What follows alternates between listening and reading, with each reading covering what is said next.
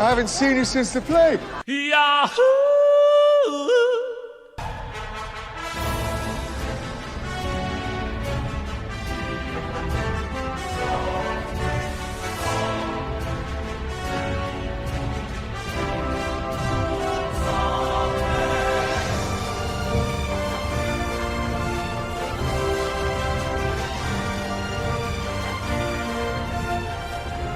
Like, all of a sudden, the prequel movies, they're fighting so much more hardcore. You're like, this is a rough 20 like, years the galaxy Why did they all of a sudden forget how to fight? 20 years, the galaxy forgets how to make everything look nice. Yeah, everything just got dirty. It's very strange. And, like, the Alien prequels have the same problem, where, like, everything on Prometheus is so fucking, like, slick and super sci-fi. And then you watch Alien 1, and it's like, I mean, it was a fucking... It looks like 1979 in space, you know? Alien, the first Alien? Yeah, the first Alien. That shit still holds up, though. Sick as hell. No, the first two are incredible. They're completely different movies. But like for that reason, they're incredible. Like the first one is a space horror movie, and the second one is a space horror movie that turns into a space action horror movie, and it fucking rocks. Both of those movies are very good.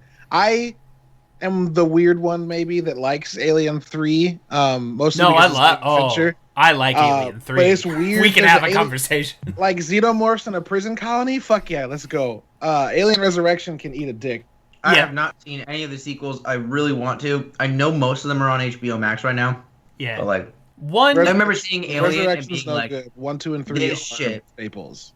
Yeah. Alien and the plural aliens are like no qualifier. These are fucking great. Alien 3... No qualifier bangers. They're great. Yeah, no qualifier, no asterisk, no adjective, just they fuck. Alien 3, it takes a little bit to get on its... This movie fucks. This movie fucks. This guy fucks. But Alien 3, it takes a little bit to, like, get on its wavelength. It takes a little bit to, like, sink into, like, what it's trying to do.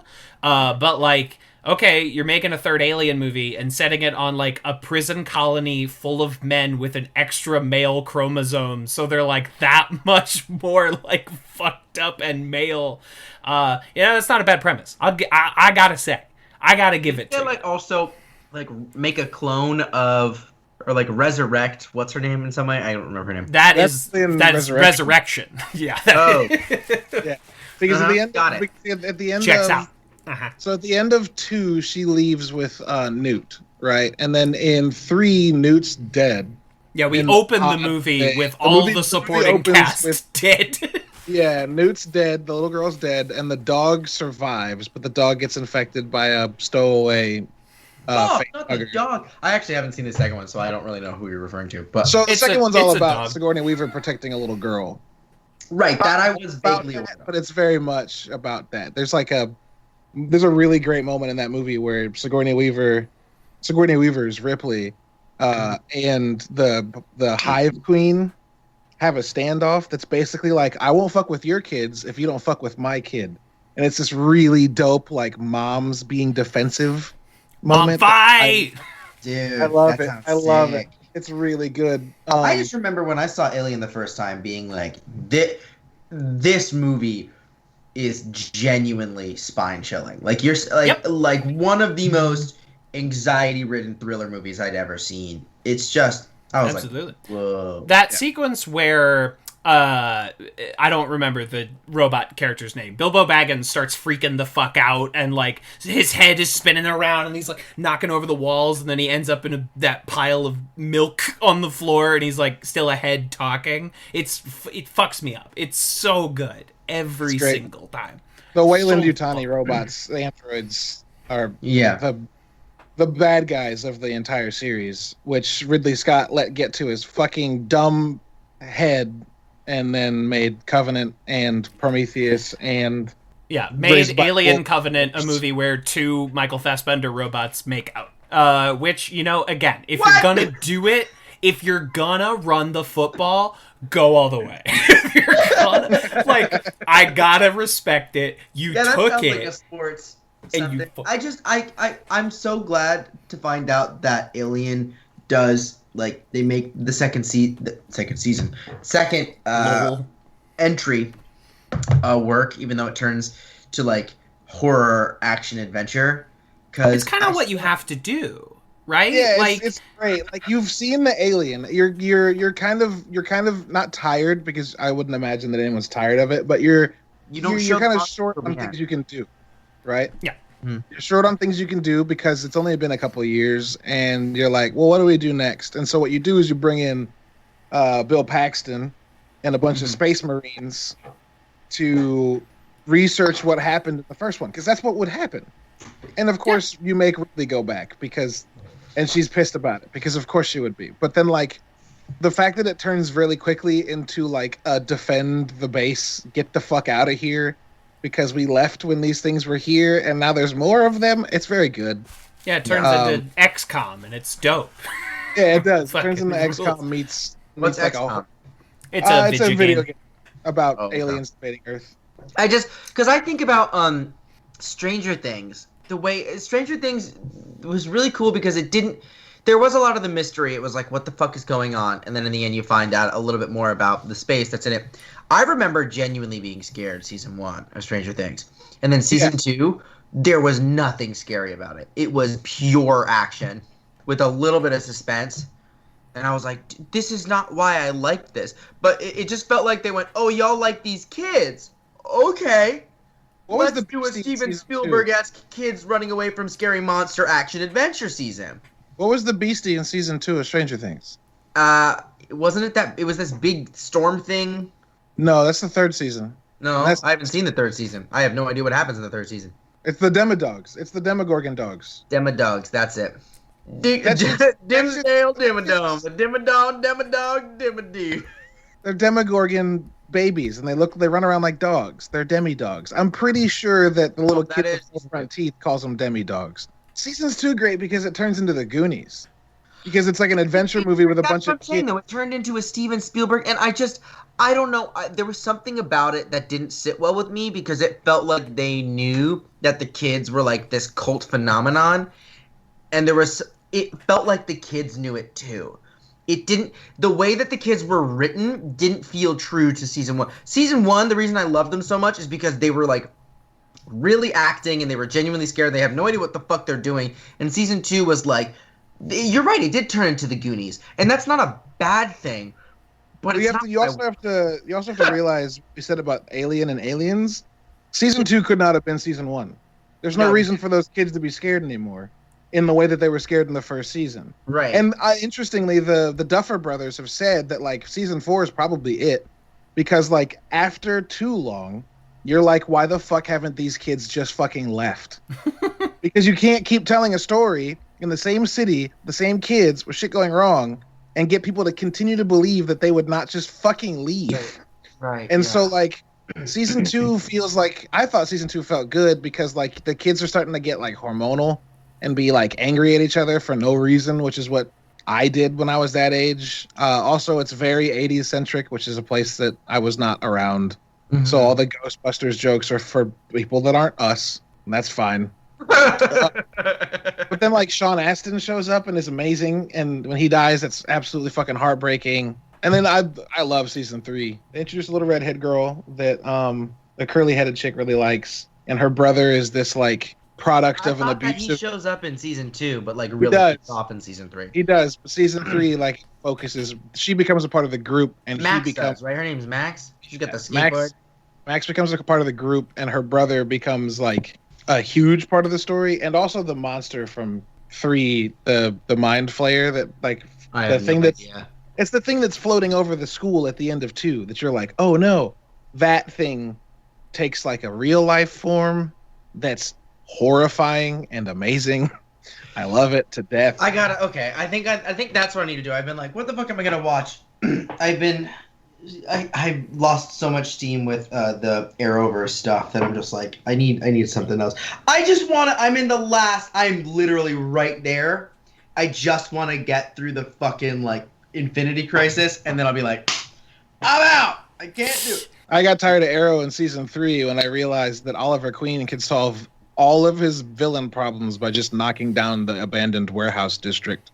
They 'Cause do that's what change they it. all were. They do change that after a few seasons. I am really intrigued as to what they did the final season. They set up the second to last season as if they were doing a totally different show for the last one, so I am curious. All of those shows have been just a boon for Toronto's like warehouse renters. You know what I mean? Like people that own disused Toronto warehouses have fucking cleaned up because of the Arrowverse. Because every episode features multiple scenes where they're in just like a big empty fucking warehouse. They're like, look, port. we're gonna just destroy all the walls and have some pretty long and lengthy fight sequences. It is fascinating to see what they pull off with their fight budget. Like for network TV, what they pull off is very impressive. You have lost all credibility with me. I'm sorry, Evan's like, I should have been recording hours ago. I've been recording for 16 minutes, so this is been recording. Usually I see it. Oh, I've been recording on the other functions. I forgot to hit record on Skype, so thanks for the reminder on that one. You heard. I've been here. I am acting like I'm unobserved. Oh, and you're being observed. Oh, fuck. You're fucking clowning around with two You're like, I don't care if I embarrass myself in front of these two jabronis, but like our dear listeners have a certain modicum of respect for me that I've just lost. So gross. I was just trying to get some bubbles out of my bubble tea. That's the other thing. I would have stopped eating if I had known you had started recording. Nope. That's this podcast is anchored on. This podcast is anchored on unscripted moments, Jace. You should know. You are always at risk. Yeah, you're always N8 in a not zero number of episodes. It is definitely plural. I don't have an exact tally in front of me, but like we've been with you while you're cooking a minimum of 2 times. At least 2. I know there's at least 2. I can think of 2, but I'm sure that there was at least 1 more, maybe. I don't know. Also, this show has a Surgeon General warning attached to it, so you can't really disappoint the people that. Wait, what? I'm just.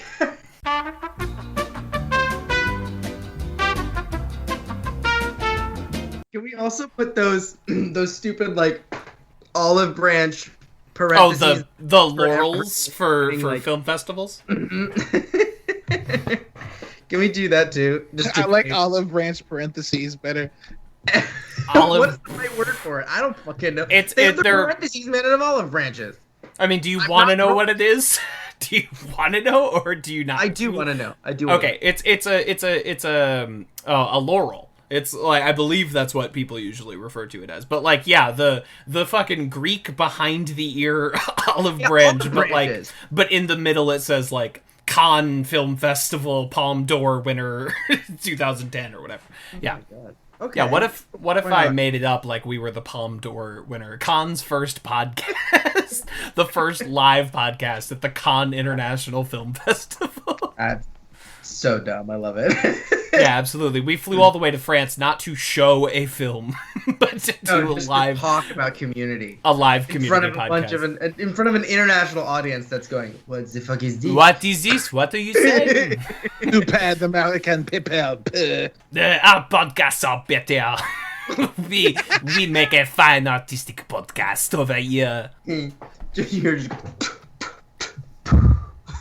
just a cigarette. Yeah. I just watched a movie where they did like it opens with a heist at the Cannes International Film Festival. No way.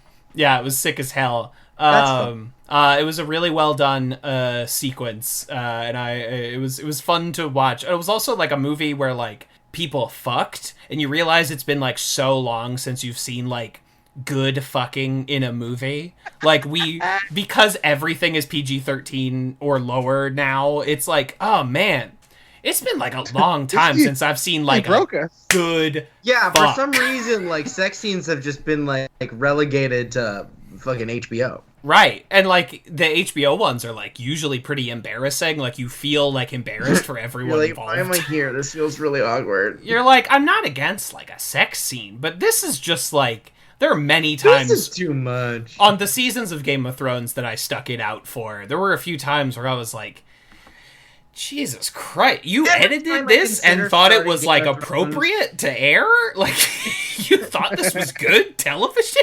Every time I consider going back and saying, you know what, I should actually watch Game of Thrones, because I watched the first episode I think twice now in an attempt to start it. And every time I think, let me just go back and watch it, I'm like, do I really want to rewatch this fucking incest porn? Like, right out the gate, I'm like, this is not how you pull in an audience. I don't know what you were thinking. Yeah, it's how you pull out of an audience.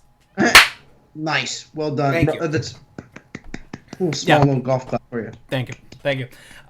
You got to get through, I don't know, about the first half season of Game of Thrones before it gets any good. What was that, Caleb? I said I'm deeply dismayed by the joke he just made. Sorry. Oh, right. Sorry. Spoilers for Game of Thrones. He did not pull out. What? It's kind of the spoilers for the first season. Yeah, sorry. Oh, and the baby is grown. You've already met the baby. You know the baby.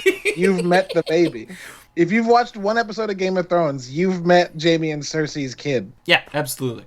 It's like the whole plot of the first season. Spoilers for Game of Thrones season 1. It's the whole fucking plot of the first 3 seasons. I know, but like the revelation Tell that me there why was a kid. my doo-doo ass brain just went, you know what? That did it. Now you need to go rewatch. Now you need to go watch the whole thing. Because hear me out. The first 4 seasons of that show are very good. I was about to say the same thing with that show, and then it left the zeitgeist faster than anything ever. You know why it left the zeitgeist? Because they left Starbucks up in the last season. No, because the guy that wrote the books hadn't written the book that the last 3 seasons was planned to be based on yet. Right. So D.B. Weiss and David Benioff went and spent HBO money to teach themselves how to write, and fucking are terrible at it. Do you think they would ever go back? No. Once the books have been published? I mean, they fucking put out the Snyder Cut, so who fucking knows? I guess you're right. There are no rules anymore. We live in a godless land. But, like, that would be so fucking expensive. I don't know why Snyder Cut is so shocking when we have the entirety of fucking Star Wars being re-released and all that. But it's Star Wars releases changed, like, the way a scene looked. It didn't change the meaning of the whole fucking movie. Hey, who shot first, Caleb? Fucking Han shot first. That's not the meaning of the whole movie. That's still just us. I'm being right? I'm being a little tool. The Snyder Cut's like, what if this was completely different? They did not get $70 million to shoot more scenes for Star Wars, right? Like, it's a completely different beast. They've already shot, like, the pilot of Game of Thrones was shot 2 full times with, like, many recastings because it was fucking garbage, because it was awful. And so they went back and they did it again. And I just don't, I think, like, the reshoot end of Game of Thrones rumors are about as substantive as all of the, like, Disney's gonna... rumors? I was joking. No, yeah, of course. Well, because, like, internet fans think that anything they don't like has a chance to be unwritten by a giant corporation. It's the same thing where, like, you see people say, like, Disney is planning to unwrite the sequel trilogy of Star Wars from canon. And I'm like, sure. Yeah, they're gonna get rid of those 3 massive movies. What does that say about fan fiction? It's like, fan fiction is, like, such a massive part of fan culture. And to be like, no fan fiction, only canon. I don't. Yeah, I hate that. Who cares what's canon? Stories, you know? Come on. Don't leave it to the big boys with the big pants and the big monies. Fuck that. Make your own stories. Don't let Disney tell you what's canon and what's not. Live your life. Like, enjoy the Star Wars stories you fucking like to enjoy. Don't wait for the mouse to tell you what's okay to enjoy. It's whatever. But also, like, no, they're not gonna unwrite the fucking sequel trilogy. The $3 billion movies. No, they're not gonna unwrite them from canon. You fools. You imbeciles.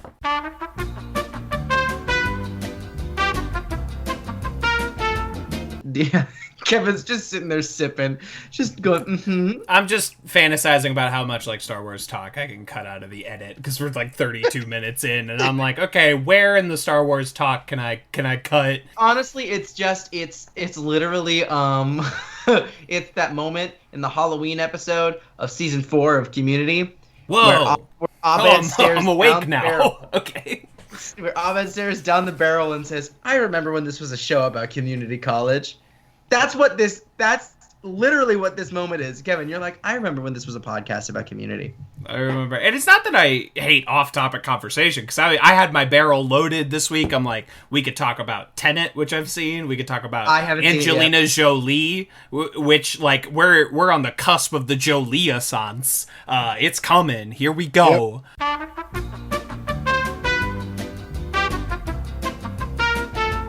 Well, Jace, Tenet dropped on HBO Max. Your homework is to watch Tenet. Tenet's on HBO Max?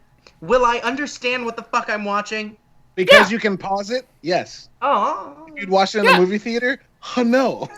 You know, I mean, okay, I will ask you, right, okay, here, I never do this, but I will say right now, watch with subtitles. Because I always watch with subtitles. Okay, well then you're in the clear. That movie, like, demands subtitles, and I do not watch things with subtitles unless it's, like, you know, in a foreign language, but like Tenet, I was like, subtitles, and I made the correct call.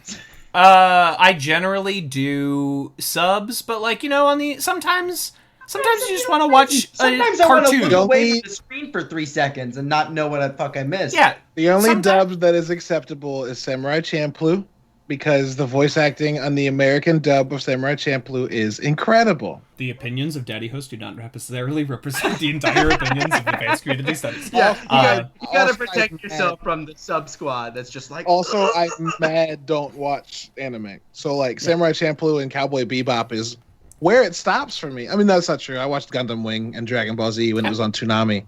Oh, sure. Like, I generally watch Toonami, with basically subs because I like Japanese voice acting. I think there's, like, a quality to it that, like, Americans dubbing over anime don't have, but, like, I'll watch the dub of Cowboy Bebop, and that's not, like, a crime. Like, I think that's okay. And anyway, subs v dubs, this is, of course, Advanced Community Studies podcast, where we watch and talk about the American television comedy show Community, 1 or 2 episodes at a time. I am one of your hosts, TV's Kevin Lanigan, and you told me a hawk stole them! You exploited me and made me believe in a slightly more magical world. I love it. I love it so much. That's such a good quote. Hey, what's up, everybody? How you doing? I'm Jace. I use they them pronouns. I don't know why I'm being so awkward right now, but I'm just really excited to talk about sperm today. Well, I'm glad you're excited to talk about sperm, Jace. I'm the third host, the daddy host, the hostess with the mostest kids, and I have 2 kids because of my hyperviral sperm. It's hyperviral is one of the worst words I've ever heard. Love it. Worst. Love it. Terrible, and they just, know exactly how to use it in this episode. By the way, I just turned and pointed to my friend who's sitting here, Jabril, who's living with me right now.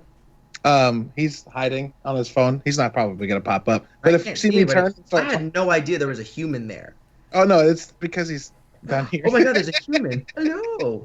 Whoa. Yeah. That was wild. Anyway. Yeah, so if you see me turn and, like, say something, I'm not... I wouldn't have thought you were crazy anyway. Also, but... Yeah, you're not speaking Soto, not to anyone in the scene. You are, in fact, speaking to someone. There's actually right a separate camera, and he's pulling an office. He's just going, like, pulling a gym, just don't gym the camera. Yeah. Don't gym the camera. Don't gym the camera. Wait, beautiful. That's a Community quote, right? Yes, it is. From the penultimate episode where they go to the wedding, which we're all hyped to talk about. We're all psyched. We're all psyched for the incest wedding. I was like, did Community and The Office overlap?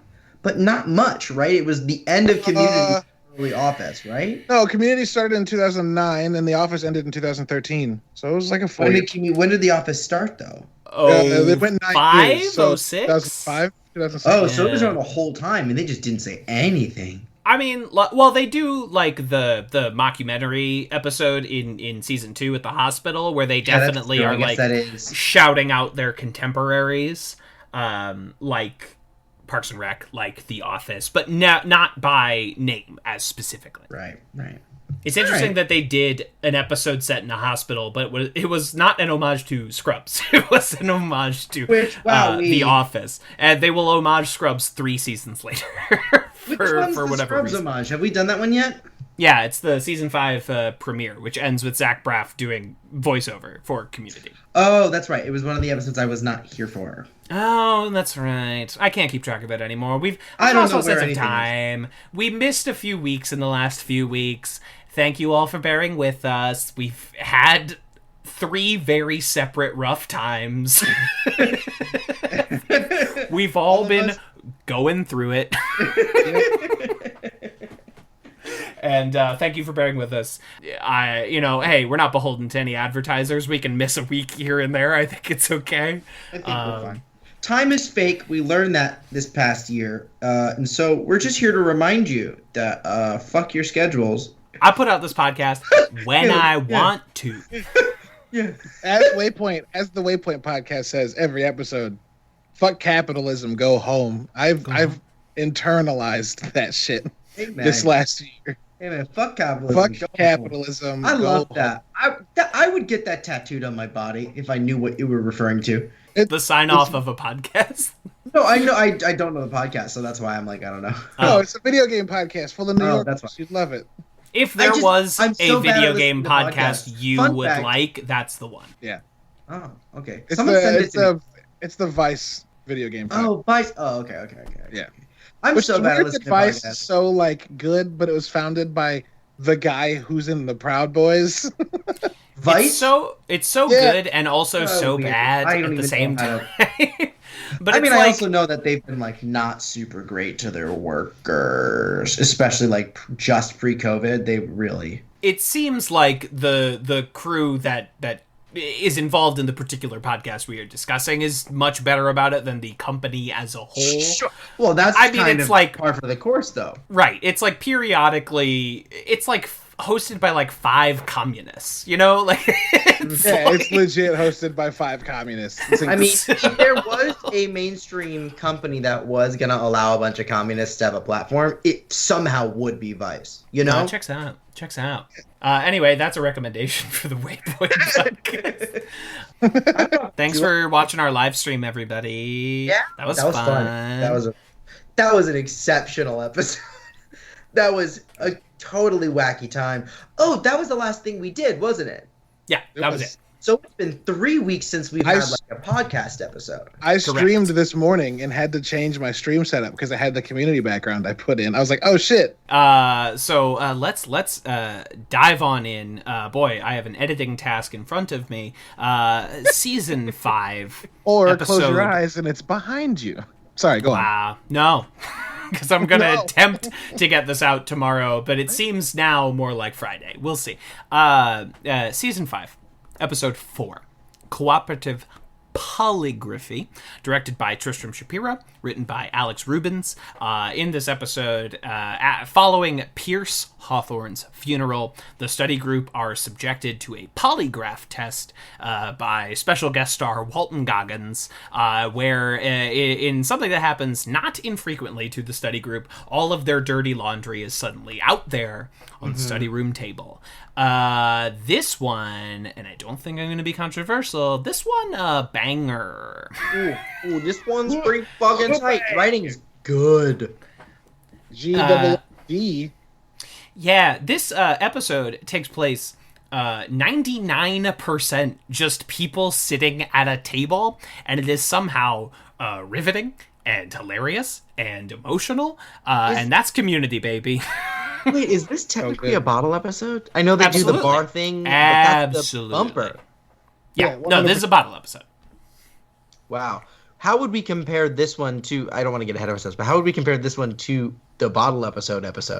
I go out of my way to watch this one. I don't go out of my way to watch it. I think there's also something fun about the fact that like when Community during had a stroke. Excuse me. I need during you to COVID. breathe. COVID hit around the same time that Community went on to the Netflix. Yes. Or it was slightly before Community. Within a few weeks, COVID. At least I'm speaking for New York. COVID hit us, and we were all starting to work from home. A couple weeks into March. Missouri, Kev. I don't know what you're talking about. Yeah, I'm sorry. I forgot that COVID does not exist in the Midwest or the American South. COVID hit And well, COVID hit earlier, but we were starting to work from home in mid-March, and then Community drops April 1st on Netflix. Right. So, but one of the things that they did was they did a live stream of this episode, but they didn't have, what's his name? You said his name earlier and I forgot. They did not have Walton Goggins. He was busy doing something else. No, instead they had Pedro Pascal. They had Pedro Pascal. Which is so awesome. Friend of Gillian Jacobs, Pedro the kind Pascal. of stuff that Pedro normally does. Because Pascal anytime he had to say, you know, here's your sperm, he couldn't. He could It was not. so funny. It was the funniest shit, dude. Beautiful. It was also exciting to see, like, I don't know. It was really exciting to see Donald back with the crew. For me, that was one of the highlights of that, was because like, he had not acknowledged the show in so long. Like, he said no to reappearing in the series finale. There was kind of this wonder of whether or not he would even do a theoretical movie if it did come out. And then it was really great to see him. You know, it takes a pandemic to get Childish to acknowledge Community. And then he sat down, and it was great. It was a great live stream. Still on YouTube, if anybody wants to go watch it. Highly recommend. Very and fun. I think it was the episode they had to do, right? Like this, you know, no Chevy. But references to Chevy. And also it is wall-to-wall dialogue scenes, right? We all love Modern That's Warfare, true. but a script read of Modern Warfare is not interesting to listen to. Because it's all action. This one is all dialogue. Yeah, this is an episode that really shows off the writing chops of this whole team and this cast too. This is just like, this is an impressive bottle episode. I hadn't thought of it like that until like literally now, but it's because they don't call directly to it. To answer your earlier question, I'm gonna pick this one. If nothing else, this episode has Walton Goggins in it. and an episode with Walton Goggins and an episode without, I'm gonna choose the one with Walton Goggins. But hear me out. Underwear. One of my favorite dudes. I love him in everything. Every time he shows up, I am he's happy. so familiar, and I can't ever place him. I'm so glad we get to talk about Walton Goggins.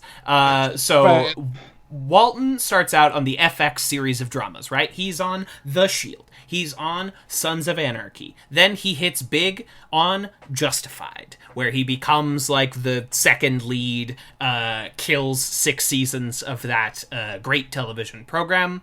Then he starts working with Tarantino and starts appearing in a bunch of Tarantino stuff because Tarantino loves Justified. Then he makes a jump to HBO. He starts working with Danny McBride on Vice Principals, on Righteous Gemstones. But Jace, you would probably know him from Ant-Man and the Wasp. Am I wrong? How dare you clock me so hard? Because you're listing all of these shows that I'm sure are fabulous, and I'm just going, nope. Fuck Ant-Man and the Wasp. MCU. Okay. Yep. Yeah. I hate to do it. I promise I am cultured. It's just mostly not TV. I understand. Or movies, actually, for that fact. Oh, it's a lot of theater and maybe some like other artists. And Can I take the stress off of you for a sec, Jace? yeah, please. I realized something yesterday that shattered my world. I was watching the second paintball episodes, right? The paintballs and a fistful more. Mm-hmm. And I realized that the title cards that introduce all of the characters give them a card, the Queen of Hearts or the Jack of Clubs. Yeah. And that's the fucking cards that they put into the thing to vote Pierce out of the group. That definitely came up in our discussion of those episodes. Apparently I zoned for that moment. Holy shit. I do hate to do it to both of you. You have free reign. Come at me anytime when I do something like this. But that definitely came up. I must have zoned. I must have fucking zoned. Because I was watching them the other day and I was like, oh shit. Whoa. Oh shit. And yeah, he's the only red card. Oh my god. Oh my god. Those episodes are so fucking good. I have managed to, I'm going to say very little because I don't want to incriminate myself. I have managed to come into contact with every single Spider-Man movie ever made. What do you mean come into contact with? I don't own it, but I have the ability to watch all of them without streaming them. So you've pirated the Spider-Man I have not films. pirated them. Okay. Why are you being so fucking pirated cagey copies about and this? kept them? You had someone pirate them for you? Well, not directly. You went to Blockbuster Video? What's happening? I fucking wish. My goodness. Anyway, I've been trying to catch up. I mean, I'm sure also there is news that we might get most of them on Disney Plus because Sony and Disney made a deal. Who knows if it's true or not? Regardless, I went back and I was like, you know what? Let me watch Tobey Maguire. And I remember never liking Tobey as an actor, and I still don't. Wow. But there's something annoying about his mouth. I can't explain it. Fuck. Can you imagine being in a room listening to a podcast and suddenly your name comes up and you're like, oh, they're talking about me. And then one of the hosts says, I just have a problem with his fucking mouth. Oh, it's Toby. It's Toby's time. Toby's getting mentioned on a podcast. And then, like, a fist reaches out of the iPhone and just punches Tobey Maguire in the fucking face. That's not my biggest gripe with it. My biggest complaint about it is that it starts off literally saying, like, this, like any good story, is about a girl. And I'm like, fuck, here we go with this bullshit, It was right? a different time, Jace. It was the fucking time, 90s. I still don't like. I know it was a different time. It was spot on for Hollywood in 2002. People were still listening to fucking Hoobastank unironically. Most likely that. Was ready. Oh my god, Macho Man fucking Randy Savage's fucking Bonesaw is Yeah, transcendent. It's so good. It's so good. Can't believe Jace is coming on here and dissing the Raimi Spider-Mans. Just trying to make me angry. Just trying to make me angry. I blame Sony a little bit. Oh my god, we're talking about Community. Can we stay on topic, please? You brought Spider-Man into the Yeah, conversation. I know. Jace, calm the fuck down. You did this. You did this. I know. This is before. After we're done with Community, we're gonna watch the Raimi Spider-Mans. Anyway, I will send them to you. Jason, I have the as kettle if I don't have right Spider-Man 1 and 2 on DVD in my apartment. Okay, right but I now. also have Spider-Man 3, and I also have Amazing Spider-Man 1 and 2. And I have also both of the MCU Spider-Mans. Well, we can miss Andrew Garfield Spider-Man. I made a joke that I don't. I did like that first one, but I liked it. So just when you're editing this, Kev, re-listen to it because the joke I made was fun. Okay, cool. I'm excited to hear it. Can't wait. Tomorrow. I said because Jace I won't make Jace listen all the way through it. I said that Jace is Catwoman calling the kettle Black Panther. I like that specifically because I like being referred to as Catwoman. I figured. That's why I wanted you to hear it. I appreciate that. I said love it to you, but I'm not important. Okay, and I'm sorry. This is the last one. I don't promise, but this is the last one. Black Panther, Wakanda forever. I gotta start making notes about like where to cut in the recording. None of this is staying. None of this is staying in. We are not going to be 45 minutes in and have barely discussed this episode. I refuse. So, new rules. Star Wars coming out. MCU, it's coming out. It's just we just need to start doing those as a separate podcast so we can get it out of our system. If someone else edits it, I'm not doing it. I like that Kev thinks that just saying this means we're gonna listen to it. But look, I don't. I don't expect you to listen to it, but like it's the easiest thing to cut out. It's just like oop. It's great. Anyway. So we got there because we were talking about what's his name? Walton Goggins. Yeah, does a great job in this episode. I remember finding his performance underwhelming when I saw it the first time. Second time, also being a little bit on that path, and then this third time, walk us through the journey. Yeah, it's a journey. And then third time and onward, I was like, no, that takes a special kind of straight man to pull off that. He's doing the driest, deadest pan. Like we are like British sitcom levels of dry. Yeah. But it's, I mean. The moment where he's like gay murderer says what, like that whole I've been instructing to inform that means you're gay, like that, and then I agree to disagree. the line at the end, the whole ring of handing out sperm, and how he finds 6 distinct deliveries for like those. It's incredible. That ending sequence where everyone is getting their sperm is one of the finest written and performed scenes of comedy I've ever seen in my entire life. When it boils down to like just these like, and of course your obligatory sperm, down to just here's your sperm. It just works. And Goggins is doing like this subtle fucking thing where he's lifting his voice and tenor just ever so slightly, like just adding this little tinge of feeling and flavor. And so like after, 2 acts of these people just like fighting and him throwing venom at all these people, that like his turn, it starts with Britta, and he's like, do you know that you hate yourself more than you should and that your passion inspired me? Oh, it's heartwarming. It's so good. She finally gets her fucking iPod. Running joke, 4 years in the making. What's the running joke? I missed that. In season 1, in the episode with the high schoolers, who are like, da-da, Schmitty. In the end of that episode, there's like there's a card that says Britta Perry, proud owner of iPod Nano 2014. And then 4 seasons later, she gets a fucking iPod. It's ridiculous. It's absurd. Yeah, and then he transfers to Shirley, and how he's like deadpanning all of this, and the way we deliver these sperms. You have the great like Edgar Wright hand coming in from off frame, delivering something and then lifting back out. Classic like Hot Fuzz shit. It's absolutely transcendent, and it's so funny. That Pierce bequeaths Abed nothing but a cylinder of sperm. He calls him insane. So exactly what he would do. Have you heard the fan theory about what he actually bequeathed to Abed? There's a fan theory? There's a fan theory that his final bequeathment to Abed was the lie detector test, because it's a classic like setup for hijinks and character arcs, that like his gift to Abed was the premise of a lie detector test. Here's why I don't believe that's true. Yeah. I don't think Pierce was smart enough to do that. Fully embrace your perspective on that. I just think that's interesting.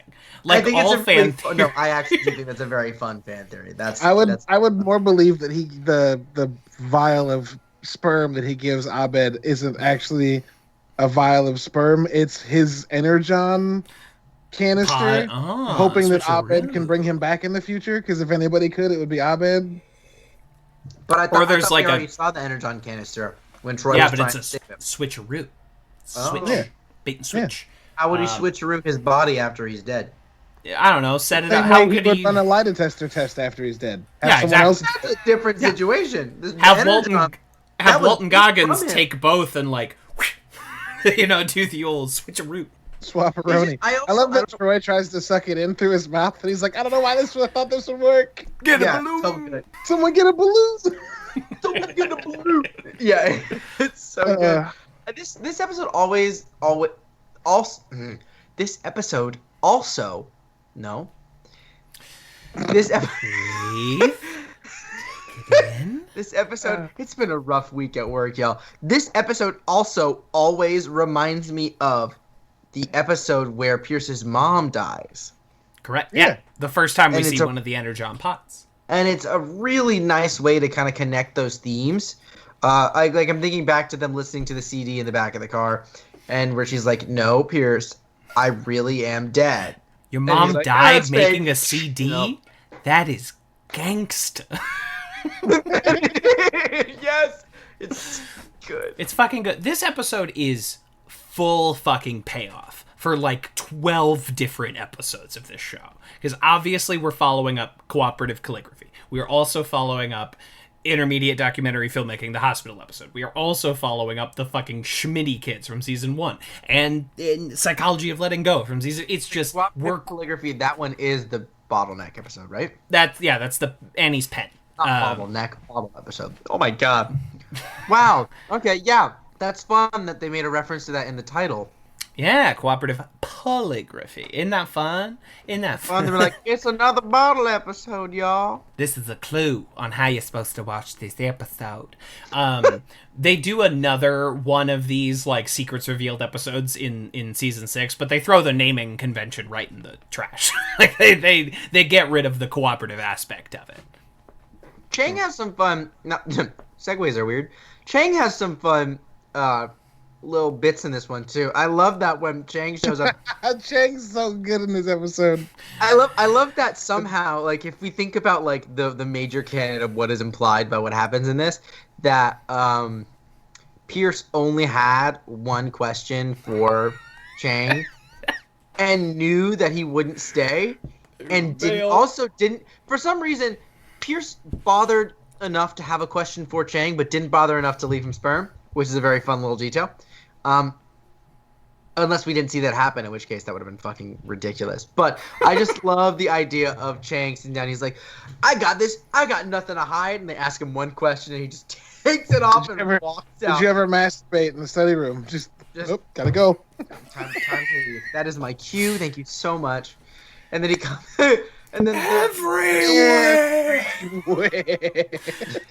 doing this is a weird runner in this season where like 3 separate times they do something like where someone says everybody, because it's all like a Leon the Professional reference. If anybody's seen Leon the Professional. It's been ages, yeah. It's been ages, but... Gary Oldman, our greatest hammy actor. Like, it's a guy who cannot tone it down. In Leon the Professional, he's like, we need to send everyone. The guy's like, everyone? And he's like, everyone! And that's a fun... Of course Community would make that fucking niche reference. Hell yeah. And it's fun. It's a good kind of reference where it's funny if you don't get the reference. It's still I didn't still get a the fun reference. joke. I still loved it. Yeah. I think that's also... We've talked before about what, like, the differences between season 4 and other seasons. And, like, when they make references in the other seasons, they're either stuff that is timeless enough where it's not going to feel like, oh, this is just a relevant thing for right now and it might not actually hold up that well. But the other thing is, if they make references that are, like, super niche that people might not get, they hold up even if you don't get the reference. Yes, whereas season 4 is, like, pointing a neon blinking sign to the fact that they're making a Star Wars reference, right? Yeah. And they're like, look, we're referencing the most popular movies of all time. It's Doofenshmirtz Evil Incorporated with a giant arrow pointing to where he's residing. Oh. I wish every time they did a Star Wars reference, there was a catchy little jingle like Doofenshmirtz Evil Incorporated. That'd be fun. I'd like that.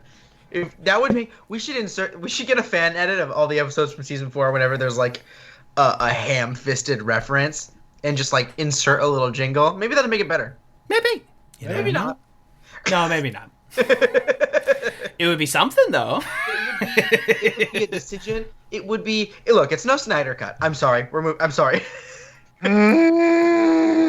I'm just, maybe this is just where I'm at. I'm like, I would love if we all just like across culture, we're like, okay, the things that everyone talks about constantly that we're all sick of hearing about, maybe let's like moratorium on the Snyder cut. Maybe just like, let's all take a little break from the MCU and Star Wars. Just to refresh, you know what I mean? But Kevin, what would we put in its place? Anything else? Give me something, Kevin. I don't know things. Follow me to the wonderful world of like streaming good movies. Yeah, let's talk about Dragon Tales. Let's do the Dragon Tales cinematic universe. Anything else. That's all. Anyway, moving on. Anything. Literally anything else. That's all. I love that the secrets revealed in this episode range as wildly from like something pretty innocuous like smoking weed in a church parking lot to depends who you say that to, but yes. Abed has put trackers in everyone. Wait. Yeah, no, sorry. I can stay on topic. Everything's fine. Do you honestly... Okay. I have in my head what to me is the most heinous one, and I'm wondering if you can guess what it is. Because there's one that just, I will never get over the betrayal. The one that makes me the most upset, I feel the most complicated about Abed with the tracker, but the one that makes me the most upset is Jeff keeping trophies and the way that he defends himself. It actually, they have to does be won upset me, in battle. Need to be won in battle. It does upset me that Troy goes awesome. That makes me a little upset because I'm like, my Troy would never. But that's Troy's thing when Jeff does shit like that, though. Like when they had sex on the study room table, he's like, awesome. Troy thinks Jeff is cool. Fucking reactions in the he whole thinks show. Jeff is cool. I don't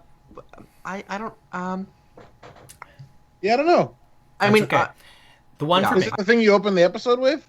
No. I don't mind that. Listen, visitors leave things. It's the way Jeff defends it that's gross, but like, I guess I don't inherently have a problem with that. The one that feels like a deep betrayal, like that just absolutely hurts me, is that Troy got his handshake from a YouTube channel.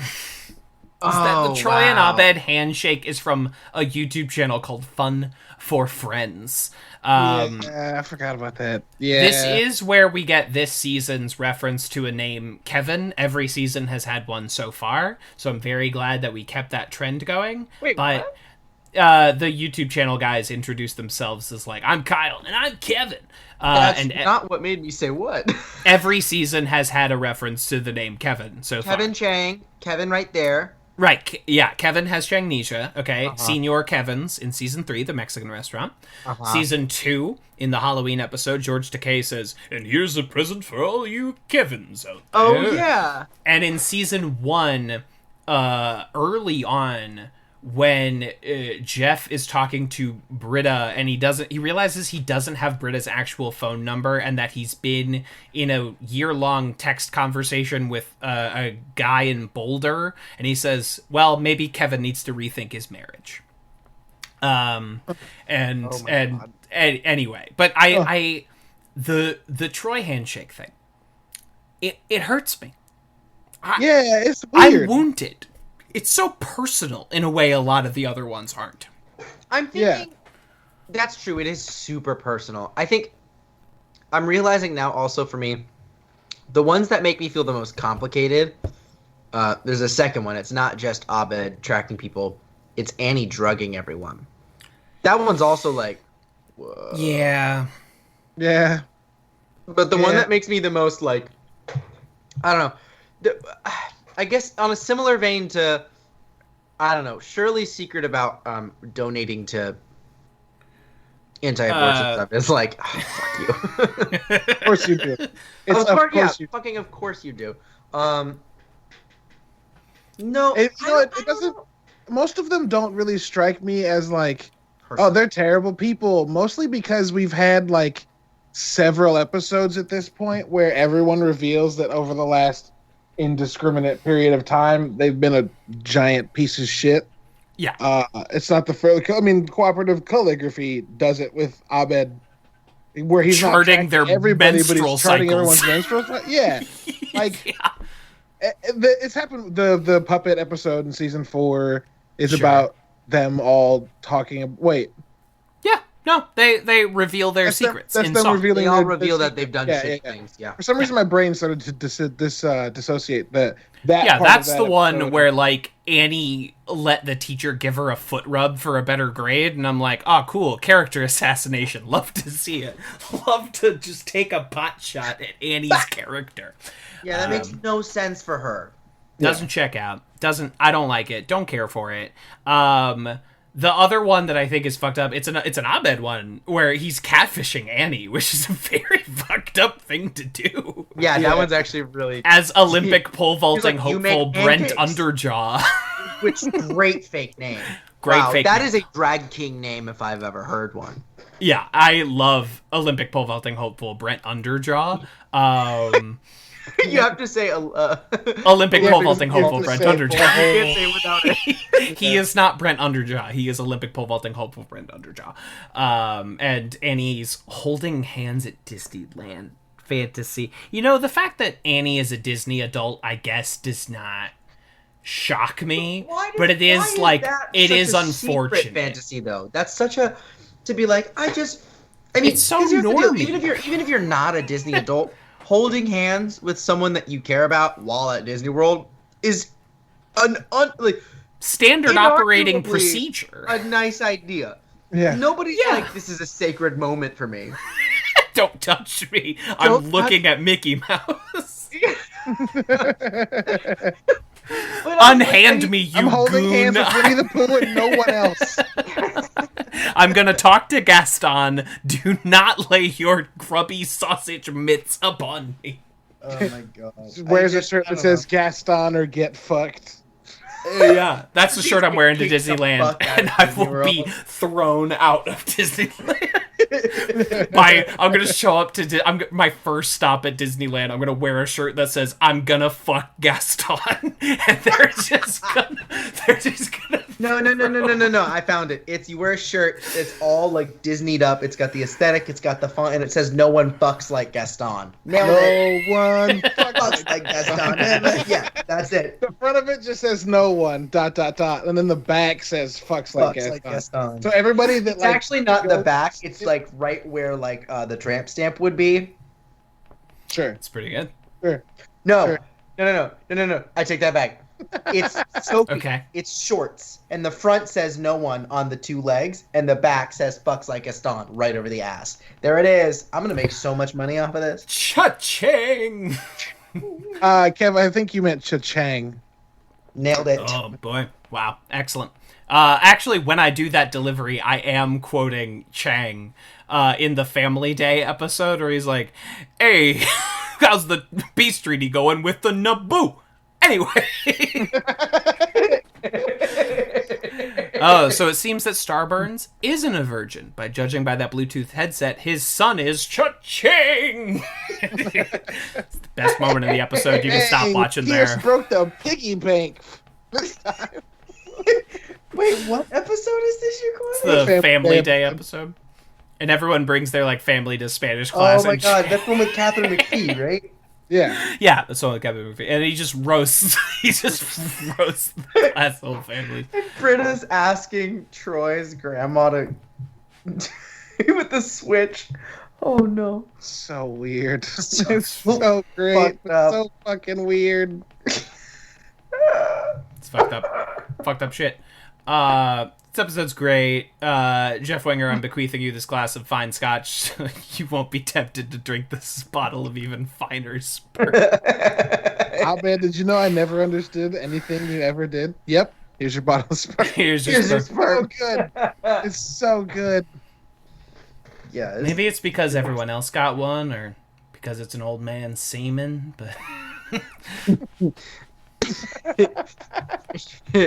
this what's the line? He goes, no, I feel like Pierce saw in me something that I never saw in myself. That I always wanted to I've been be looking for my entire my life. Millions of dollars. Millions of dollars. Or being a man, or whatever Such it a is he wonderful said. build up, and then the floor just gets yanked out from under. That's a classic Donald Troy fucking delivery. That's Exactly. that's just beautiful. You love to see it. Donald on his way out. That we're finally like addressing the elephant that like fans knew at the time, where it's like we only have Donald Glover for 5 more episodes, and we're on episode 4 of 5. Yeah, we all knew. Like, basically at the same time that they announced Dan Harmon is coming back, they're like, and also Donald Glover's only going to be here for 5 episodes. So we were like, it's like someone gave you a birthday cake, but then they spit on it, and then you're like, well, it's still a cake, I guess. So I'll take it. Like eat around it. Eat around it. Yeah, so like anyone that was following community news at the time knew going into this season that we only had Troy for 5 episodes. And it's like there's two ways you can do that, right? Because you can either you go all in on Troy for the first 5 episodes, and you just get the most out of that guy that you can, or you lay the groundwork for what you're going to do with the other characters, and then make Troy's exit a part of that. And they opt for the second option, which I think is the stronger one if you want to continue making a television show. Because Troy's absence is already a big point for a lot of people where they're like, actually, Community kind of stops at this point. You see it online all the time. And that would have been even worse if they had been a 5-episode Troy extravaganza then Troy is suddenly gone. It really would have made his absence more stark. It would have made him stick out more. It does seem like his role is decidedly a little bit sparse these first few episodes, probably very intentionally to make it so that, like, you know, there's that you feel him leave for sure. That's definitely his absence is felt. Absolutely. But to kind of make it as palatable as possible, as easy as possible. Yeah, it also feels like one of the things that, like, I wish a lot of shows did that don't, where, like, as you're getting close to the end, you see it coming, sure, but then you also kind of want to see how people are left afterwards. I might be unique in this. No, but absolutely. Troy leaving does feel like an end, but that makes what happens after it very interesting because, like, these people would go on, and I am very curious about what that looks like, and I'm glad that they tell us, because if it had just ended with that, it would have been like, well, what happens? Or, like, if they'd made it more contiguous with, like, the end of a school year, and it's like, oh, well, I'm done, I'm gonna go, and him just leaving feels weird and uncomfortable, and then, like, you take that and film it or have an episode the next week. Right. I mean, it also helps the audience when the cast is, when the rest of the characters are going through the same thing. They're all going, how do I move on? And that's the theme of his leaving episode isn't him leaving. It's specifically Abed, how am I going to keep going? And then afterward, it's the characters, you know, not directly necessarily, but reconciling with his absence. And that's what we as audience members are doing. It further connects us to these characters while he's no longer there. And it's it's honestly an really emotional experience that I think everyone goes through, right? Is that someone is an incredibly important part of your life, and then for whatever reason they are no longer a part of that anymore. Whether they move away, or there's some kind of falling out, or they die, like they're like that absence, which you can't have with Pierce because the last 2 seasons have just been about how much Pierce fucking sucks. Last 3 seasons have been about how much Pierce fucking sucks. So, like, his absence is almost like they've vanquished the big bad. Like, oh, thank God. Like, they've killed Sauron, and then it's like, well, we have to keep making... he's, like, replaced. Like, they bring Buzz Hickey in. And almost immediately. And he is, I mean, he's very different, but he's also an old white dude. He's a much more welcome presence. Oh, Pierce, good for you. I always thought the toupee was a bit cowardly. Such a good line. But, like, yeah, so they're like, look, we got rid of this guy, we brought this other guy in, and this is fine. Because, and that really goes to show, I mean, because a lot of it also, there was that beef between Chevy. I don't even call it beef, because that implies that Donald was fucking pressed, and he fucking wasn't. Literally, Chevy was just fucking envious of how funny Donald was. Yeah. And so made his life hell because of it. Yeah, so, like, the send-offs being like, fuck this guy, we're just going to replace you, while the other guy is literally irreplaceable. Right. And you can say a lot, but they don't... But they made that canonically acknowledged. That just really... Yeah.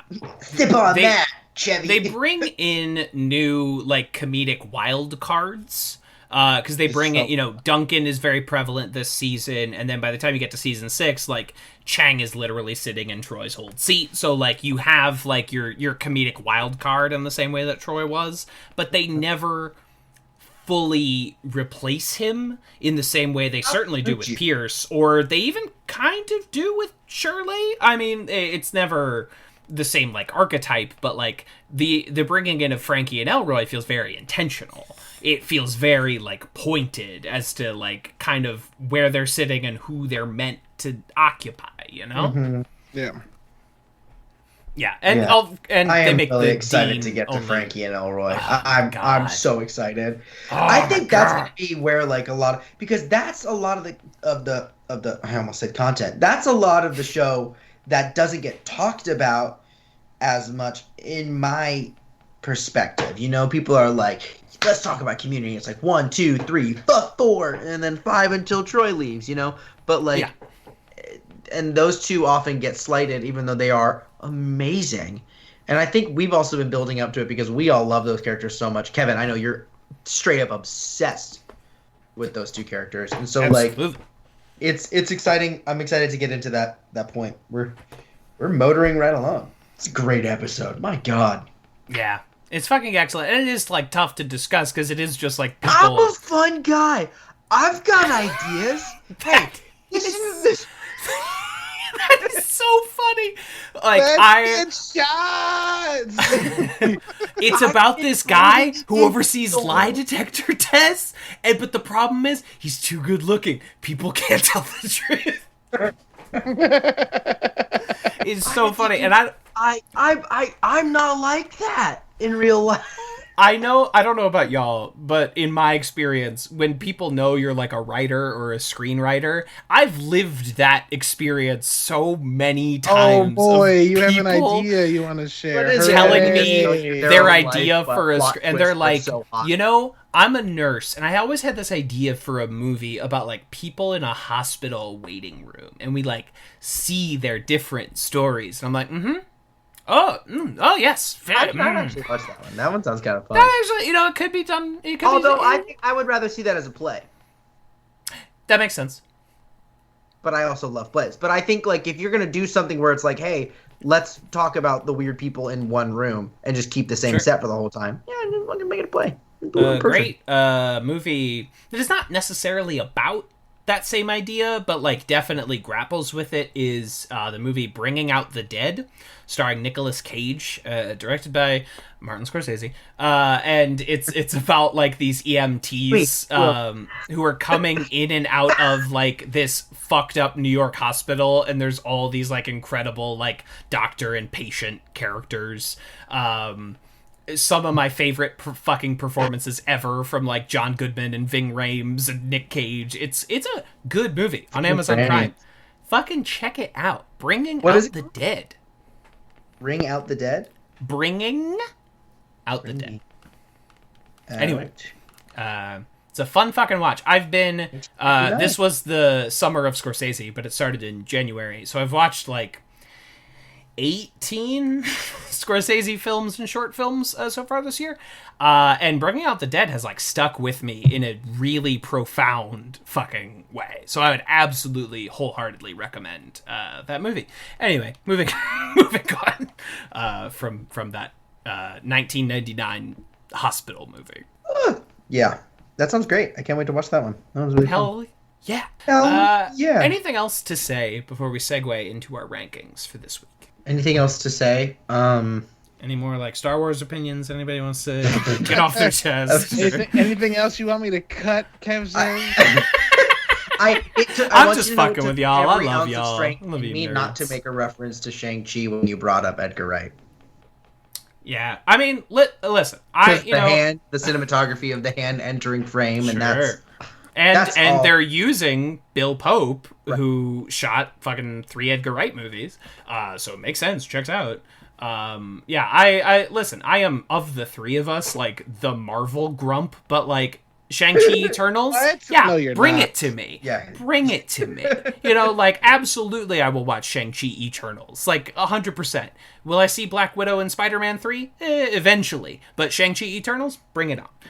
Anyway, I like that you're saying Shang-Chi Eternals like it's one movie.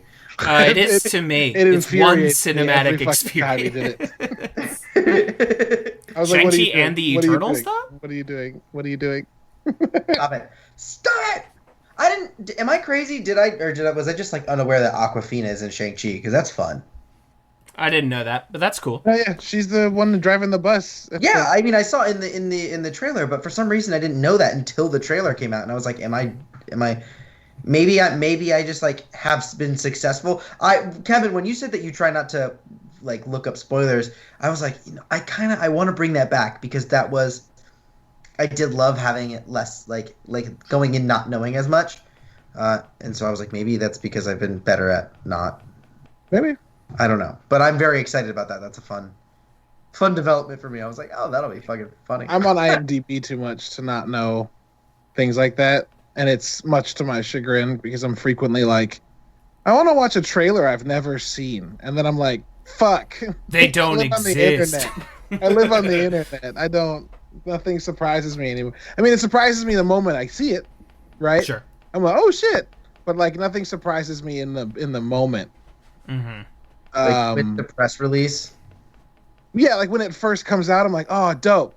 But I never have somebody like check out this trailer, and I'm like, oh, I've never seen this. I'm always like, yeah, it's the one with, fucking Jamie Dornan and fucking Anthony Mackie, and it's like a weird trippy. Yeah, I've seen that. And they're like, how the? I need y'all to know every time you say any actor's name ever, I have no idea what the fuck's going on. Anthony Mackie's Sam from fucking. That I know. Okay, Jamie The Dornan's the wingman, Captain Jamie Dornan's Falcon. dude? Jamie Dornan's the dude from 50 Shades. Yeah, 50 Shades of Grey. Oh, yeah, I 50 did not see Shades that of Or the Grey. CG Yadaville or Yadavi, which was on Netflix. It's a World War II movie. Don't know what that is. I think it's World War II. That's why. I hate World War II. I hate it. That's Well, I don't think anyone liked it. I made a lot love of World War movies II. about I don't think it was good. I don't know. What do you mean liked it? I like reading about it. It might be. I had fun like personally studying. during World War II. I had a good time. I thought the original was better. Yeah, the sequel's Oh never my as good. God. We can do rankings now. I thought the first one was better. That shit fucking broke me. We can do rankings now. Yeah, great. I have the sheet pulled up, for whenever y'all are ready. So we know that this one is better than. Well, we're doing end tags first. End tags. Shots. Where do we want to start with this? I'm Dr. Doogie. All right, is this the classic No, question? it's not as funny as Dr. Doogie Seacrest. I was thinking. Well, I was using our standard barometer of slut. Yeah, the slut barometer. This might surpass the slut barometer. It might pass the slut barometer. Nah. There's a lot of jokes in this that I like. That we learn how Pierce died by dehydration. From filling up all those. Here's another metric to think about. Fake outtakes. How do we put this against fake outtakes? This is better than fake outtakes. You think so? Horsepot 3000? No, Jeff crying at the end of that's fucking incredible. Yeah, this ain't gonna beat fade outtakes for me. But we're in the right zone. The In the Morning with Rich, Date with Secret Service. We're in the right field here. Troy and Abed off to dreamland.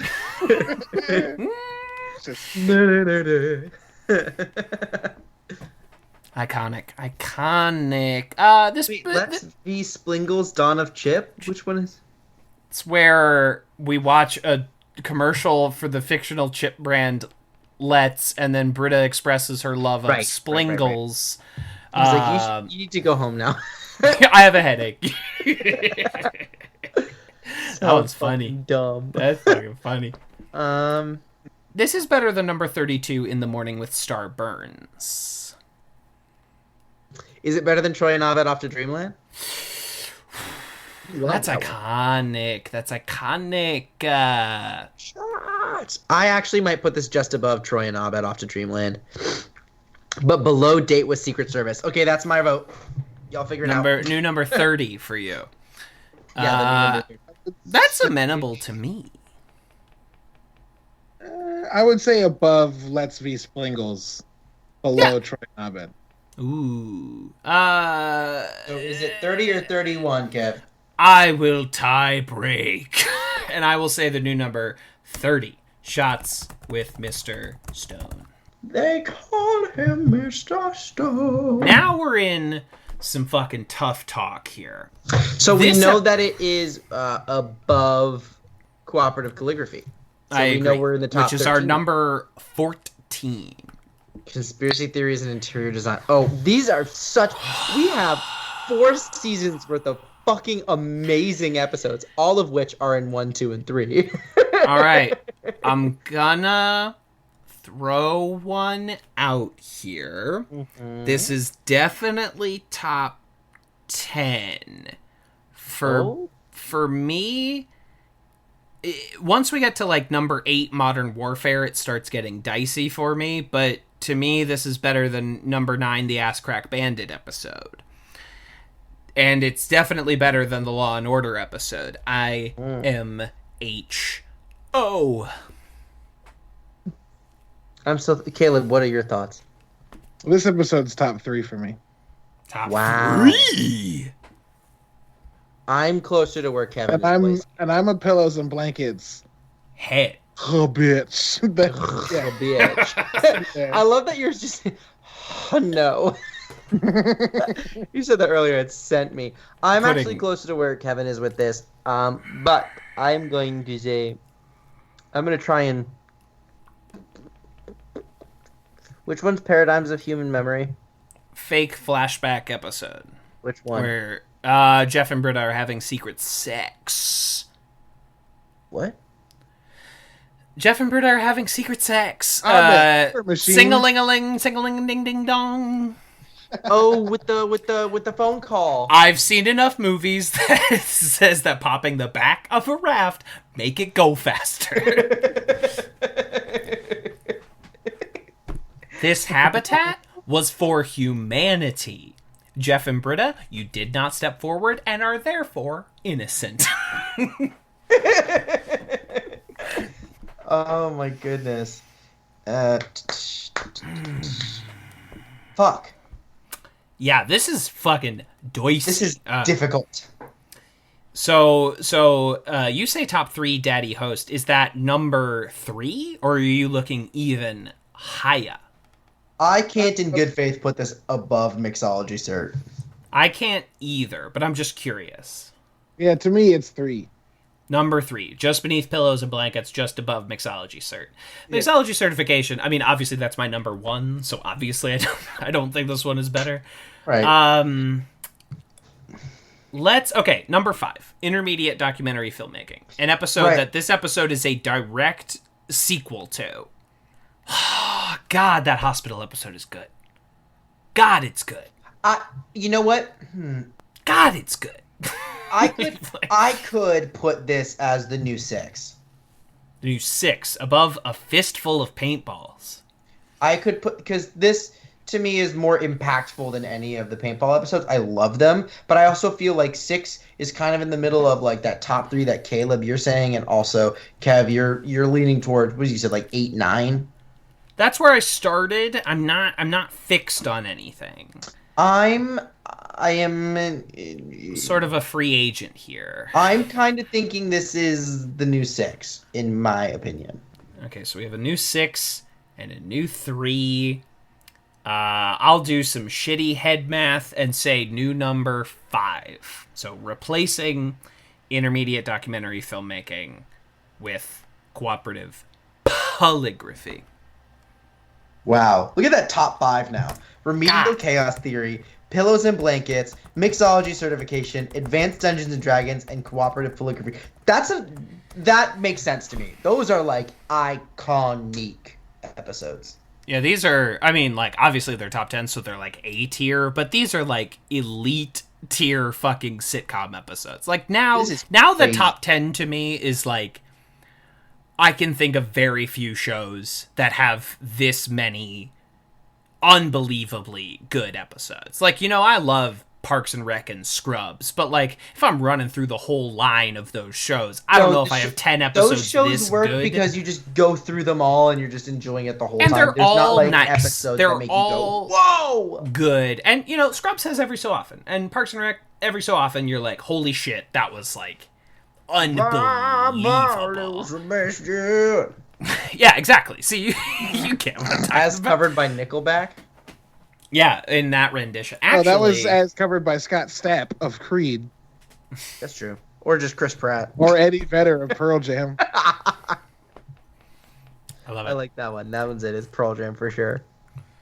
Love to see it. Okay, so That was brutal. That was a tricky rank. Whew, that was a tough one.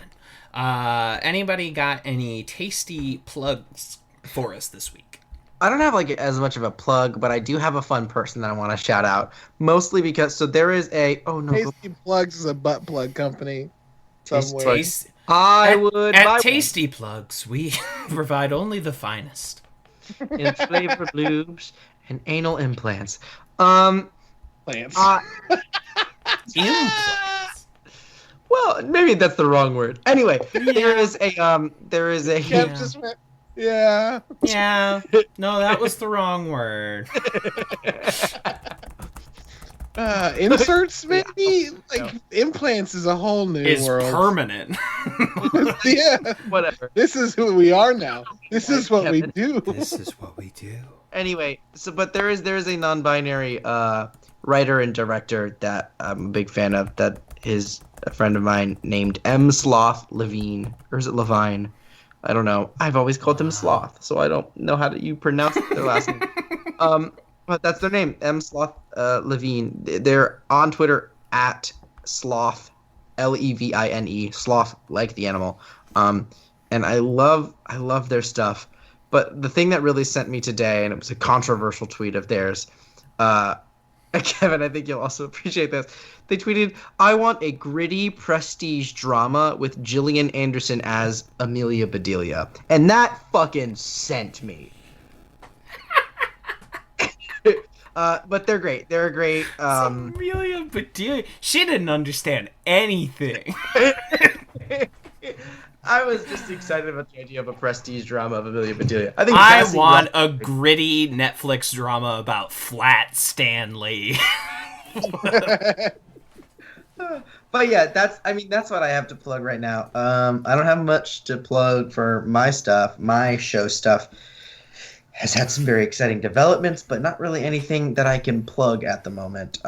So yeah, follow me at JACENZIEV on Twitter and Instagram, or don't. I'm not your fucking boss.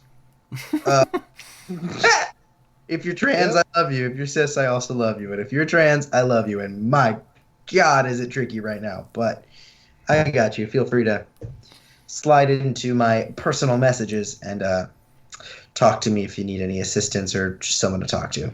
What, Caleb? Why are you making this face?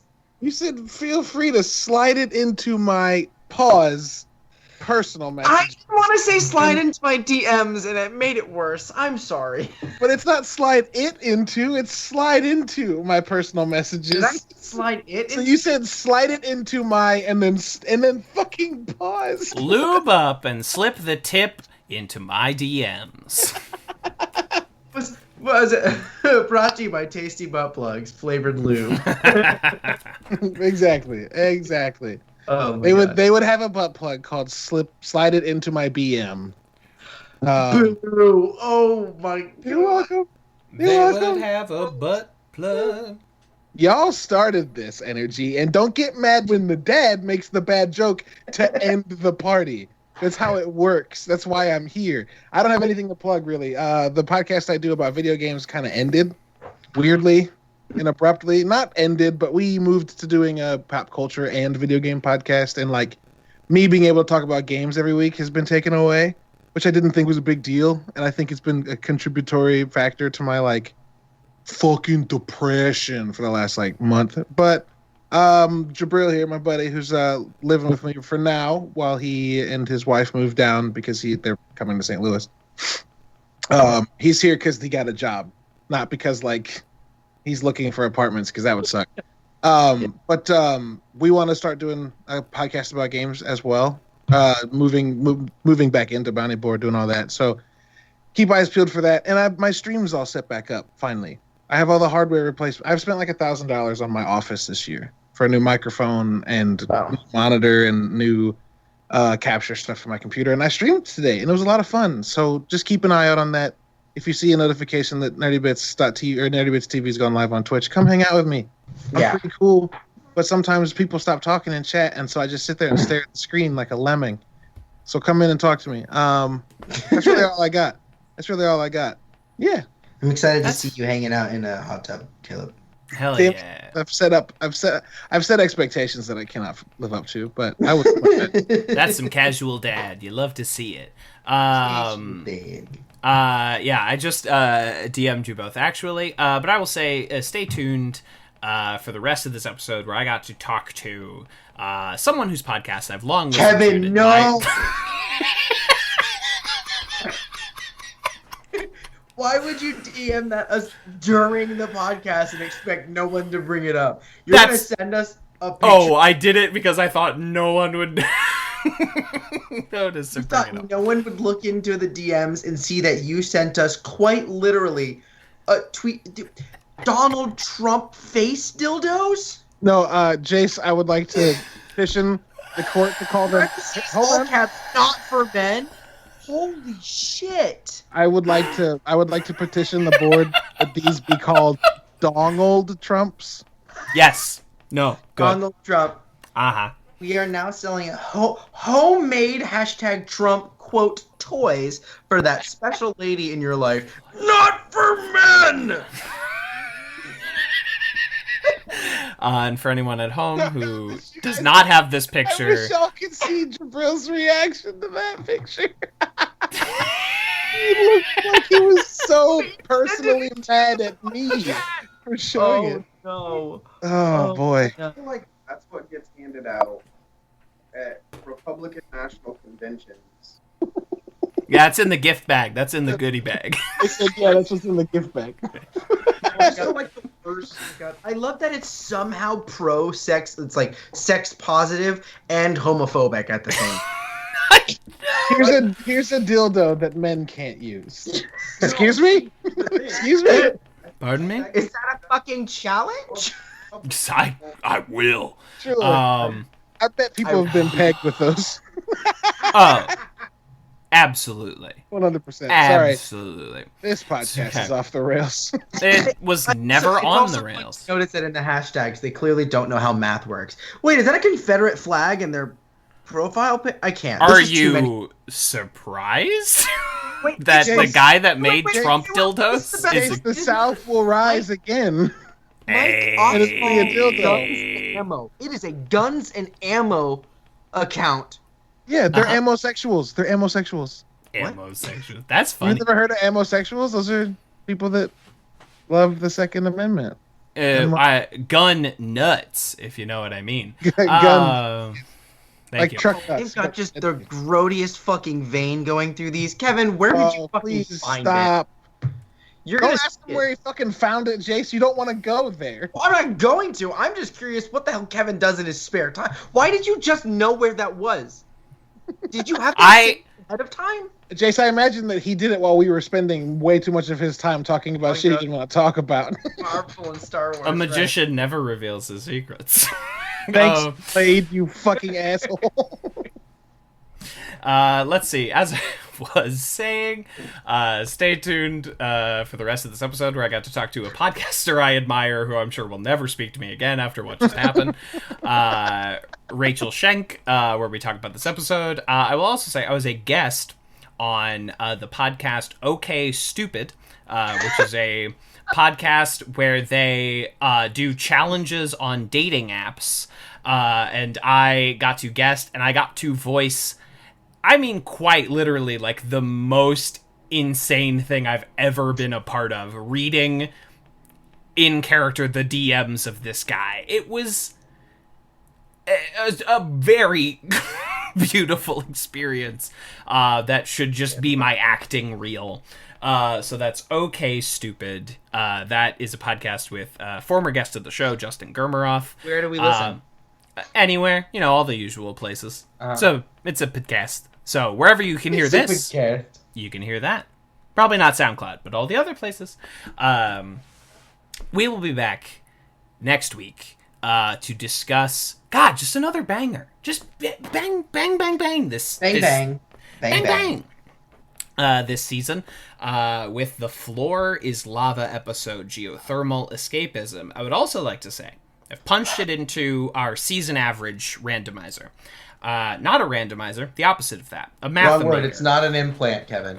Yeah, it's not I punched it into my implants. And I will say that right now, as of the ranking of episode 4, Cooperative Polygraphy, season 5 has our highest season average, surpassing the juggernaut of season 2 by admittedly less than 0.2, but still it is currently ranked number 1. That's a numbers game, but that's pretty cool. I mean, right now, we'll see how long it lasts, because I like this season a lot. There's also some ones that won't rank incredibly high, but now I'm very curious to see how this will shake out. Because these first 3 especially, like in a 13 episode season, every episode's rank is so much more important than in the 25 episode seasons. True. So like these early 3 bangers are really weighting the scale. But we will be back next week with another fucking banger. But until then, banger. Pop pop. Pop pop. Pop pop. Oh no. Do ba do do. Do ba do do. Do ba do do. Ba do ba do do. Ba do do do do. Oh Lord, no!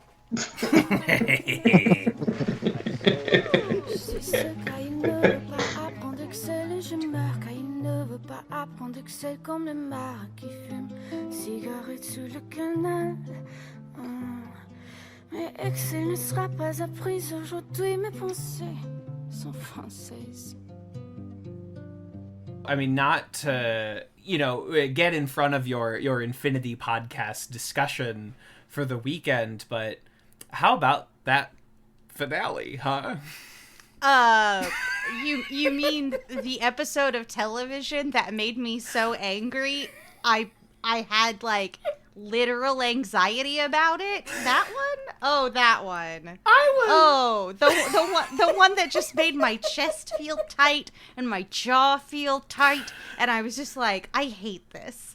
Thanks, I hate this. I had some critiques of the WandaVision finale, but comparably, I'm taking them back in retrospect. Yeah, it might be very silly and easy and sophomoric, if you will, to do red magic versus purple magic. But you know what? I would take that any day over your analogous cop character saying Black Lives Matter. I hate it. I was. Just like, and what makes me so buck wild about it is like, the writers thought they were being so fucking clever. And it's just like, no, you're just hearkening to a real life struggle that we're dealing with and getting the politics so goddamn wrong. In the mouth of the fascists. You put it in the mouth, and he's speaking to the actual revolutionary. To the revolutionary, who, by the way, accidentally killed your friend.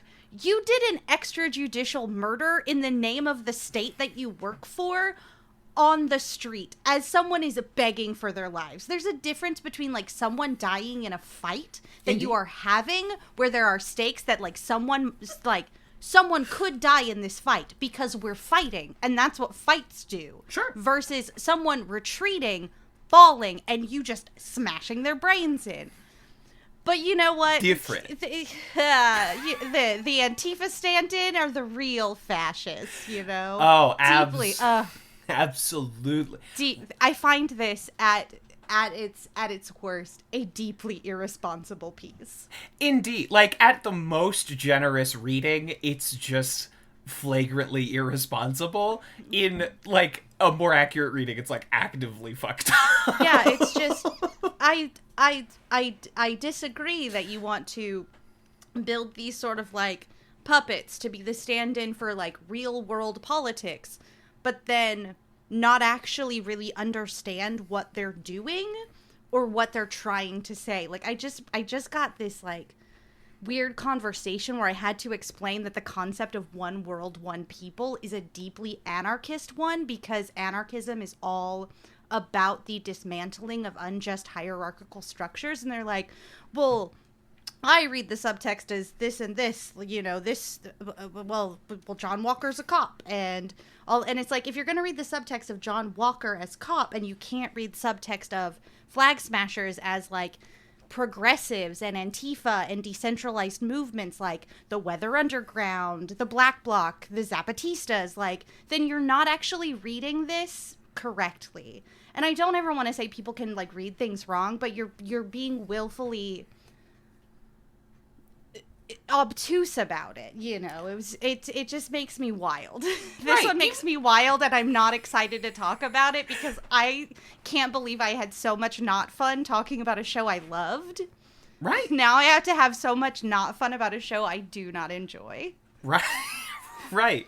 My life. Yeah, life fun. Podcasting about pop culture. Podcast good, It'd life be fun. Yeah, absolutely. It really, it starts to get very difficult when you care even one iota about, like, themes and social issues and, like, what is being portrayed on screen. It becomes difficult. Wouldn't recommend for anyone out there in listener land.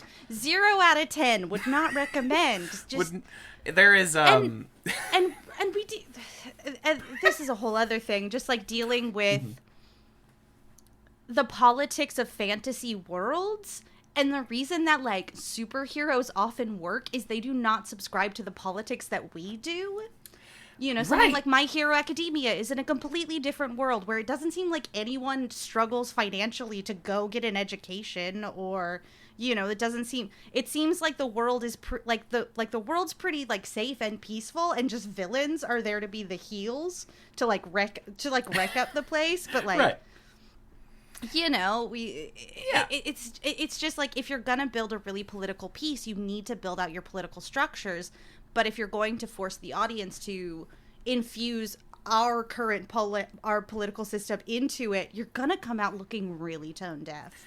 And quite a lot. And superhero, you know, I love me some superheroes. I, you know, read me some superhero comics every week. It's not a genre particularly well suited to combat strong social issues in a direct way. You know, something like the X-Men is a great version of it, where it's like, we are doing something that is esque of actual social issues, but are not directly confronting the border crisis, quote unquote. Like, we're not doing anything like that. Yeah, it's a very tone deaf start to your thing, where it's like they don't like borders and they love the blip.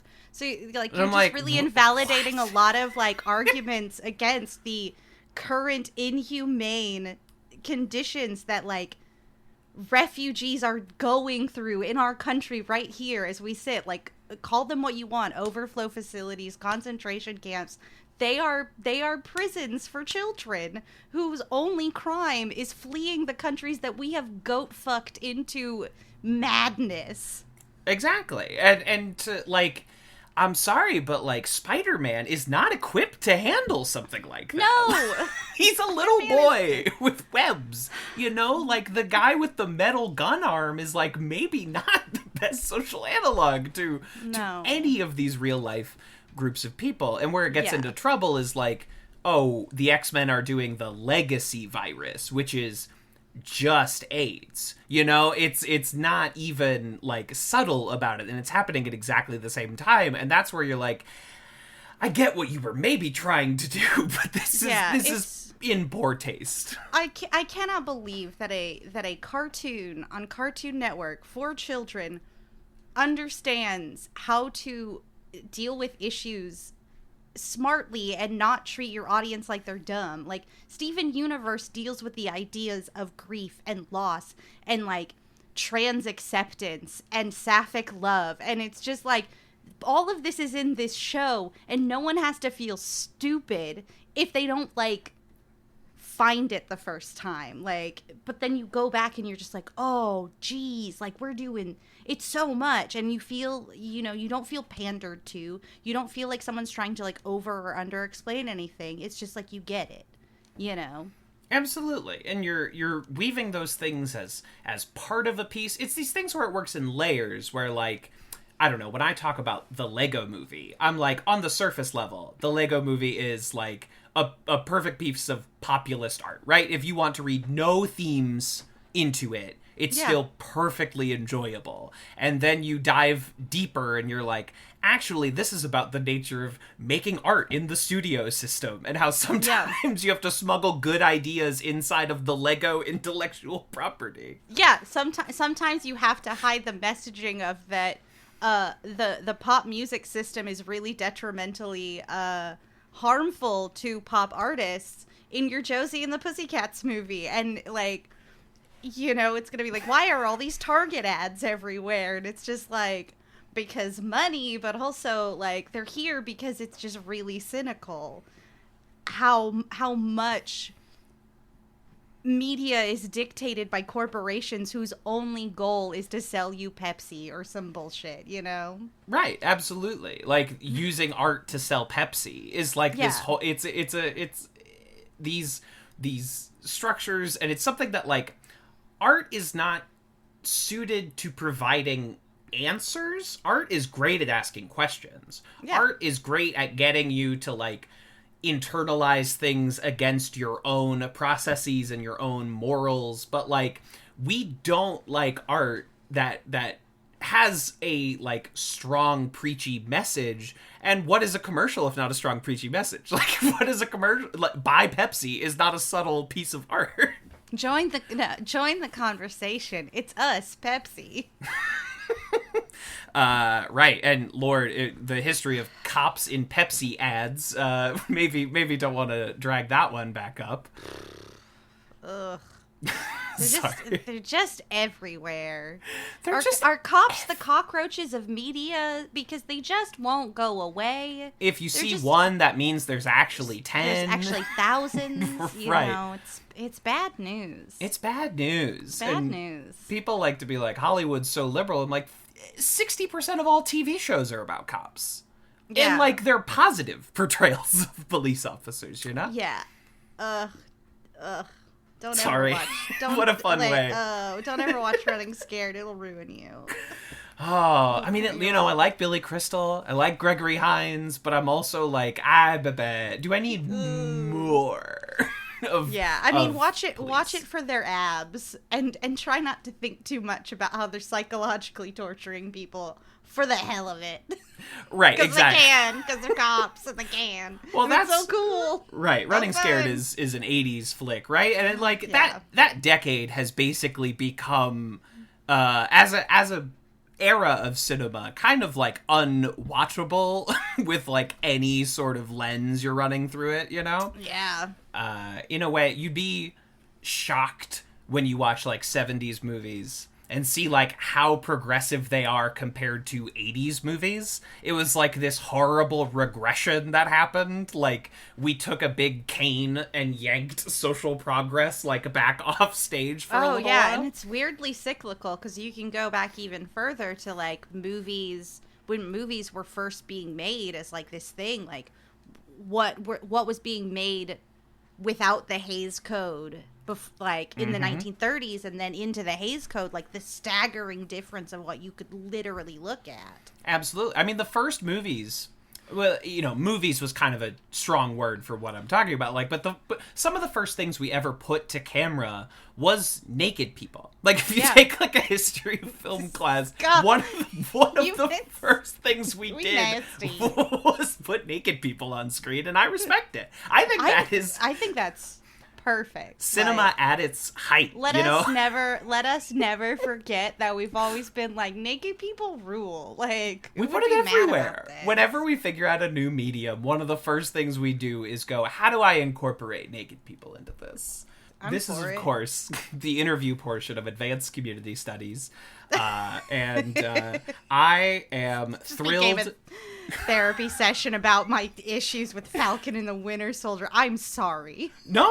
I mean, I'm working through it as well. I'm sure it will come up in the main conversation on these episodes because my co-hosts are who they are. So, of course, it will come up. But I am thrilled to be joined today by the podcaster from the Infinity Podcast and Screen Snark, Twitch streamer and performer extraordinaire, Rachel Quirky Schenk. Welcome to the show. Thank you so much for having me on. I have been wanting to ask you to be on for a while, and then you followed the Twitter account, and I was like, the DMs are open. Here we go. Oh, yeah, I saw, excuse me, a community podcast. I love community, and I love podcasts, so this needs to be in my life. Thank you. Right, I hope to create a good meme space in addition to the podcast space. You are, of course, the second host from the Infinity Podcast we've had on, and once I collect all three, I will snap my fingers and eliminate half of all podcasts in the universe. Oh, no. Yeah, that'd be terrible. There's still going to be so many podcasts, though. There will only be 40 million as opposed to 80 million. Oh. That would be terrible. But what will we do without our podcasts that just speculate what news is going to happen? I wonder what news is coming down the pike. That does feel like what talking to a lot of people about Marvel is like, though, right? Is that, like, they're not really interested in character or, like, theme, but they want to guess what's going to happen. They want to guess Daddy Feige's big grand plan. Yeah, it's just who are we going to get? Are we going to get more? Are we going to get characters and actors from shows we like, or unknowns? Ooh, who's directing the next one? Right, it's just what was the old game show where it was like, what's behind door number 3 is like kind of what it feels like sometimes. Yeah, absolutely. I hope one day we do get off this ride. As much as I love my podcast about comics and media and stuff, but it's tiring. You want off the podcast ride? I don't want off the podcast ride. I want off the never-ending just cycle of who's in what thing. We got a Lucy Liu, we got a Russell Crowe. We have theories about what the plot of Thor: Love and Thunder's gonna be. You know, it's just a never-ending bombardment of stuff that doesn't make a difference in like what the movie is gonna say at the end of the day. Like, right, like a casting announcement or saying this character is gonna be in here doesn't interest me in the same. Like, I love going into a movie or a TV show not knowing a whole lot about it. I love wondering what is waiting for me, as opposed to like going into the next whatever movie and already knowing, like, here are the 3 villains, here's this guy, here's an article about what this guy did in the comics, he's probably gonna do this here. I'm so tired. I feel so old every day now.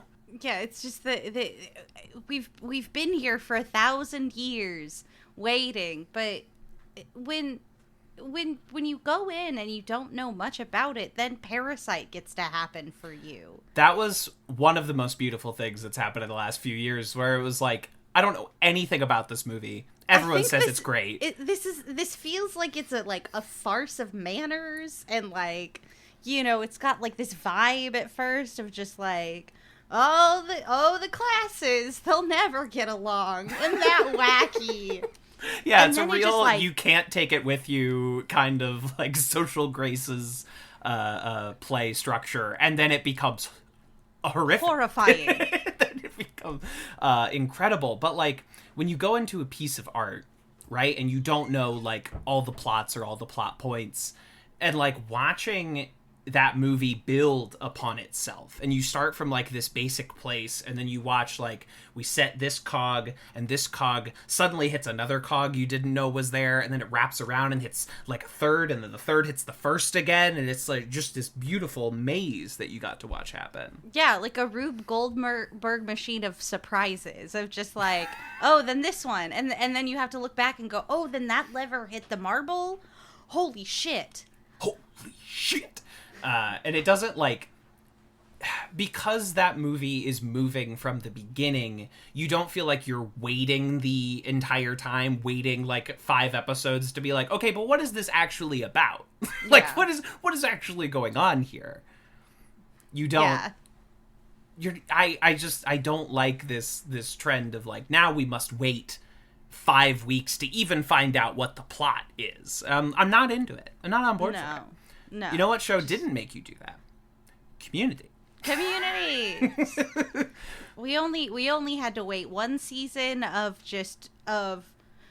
a group of writers going, we know what a Community show is. Yeah, here we go. The Britta, she's a mess. She loves Annie, causes.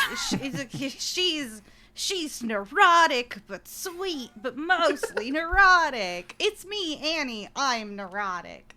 Just like, I'm so glad. I'm so glad that season 5 is a season that exists that I get to watch. And I love it. I would love, I don't know if anybody's ever done this, but I would love to like show someone the pilot and then show someone like the episode we're about to talk about or something like that, and just like watch the shock on their face that this could be the same show. It's truly remarkable. But let me ask you the first thing that I usually ask people. Tell me a little bit about your Community journey. How did you come to the show, and how did you get here? Oh gosh, I have to access memories I haven't thought about. I know at some point I started watching Community. That checks out. I know I was watching some of it when it was airing live, because I remember being very sad when Harmon was removed. Mm-hmm. And then excited when Harmon was returned. But this show has been with me for so long that I can't really pinpoint, like, when it started or how it started. I think I just, like, graduated from The Office sort of, like, into Community. Mm-hmm. So you caught it probably at least a few seasons into its life, sounds like? Yeah. Whether or not I started it right from season 1, I'm unsure, or if someone, like, got me into it and I watched season 1 and then I followed it after that, but, like, there was plenty of time where, like, I was waiting for new episodes of Community. So yeah, I guess I'm like first airing, but I can't exactly pinpoint when that started because I've watched these episodes so many times that they're just like a part of me now. They have fused unto my being. Yeah, absolutely. Right, now you have so many sense memories, like, attached to them, and you might remember, like, oh, I was with this person and I talked about this joke, but then this same episode I was with this other person, and these people have never met. Yeah. So Community is the show that is most the litmus test of media doesn't change, but you do, because, like, the person I was when I was first watching Community is not the person that I am now when I rewatch it. You know, it's like I was a different person with a different friend group, and like we latched onto different jokes. Then now when I'm really thinking of it more of like this piece that like an artist is really expressing their love of genre, their love of absurdity, you know, it's right. It's I'm soul bound to Community. This is my soul sword, and I pull it from my like, chest when it is required.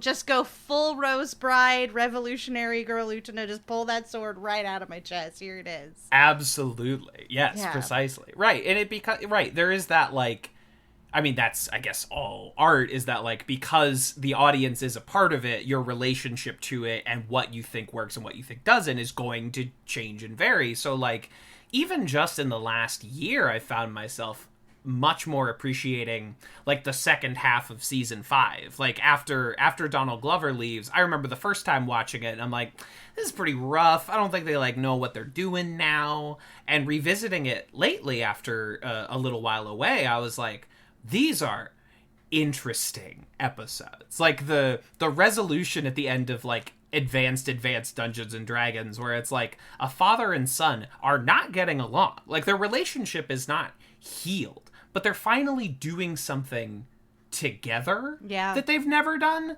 feels so profound to me in a way it did not even a few years ago, you know?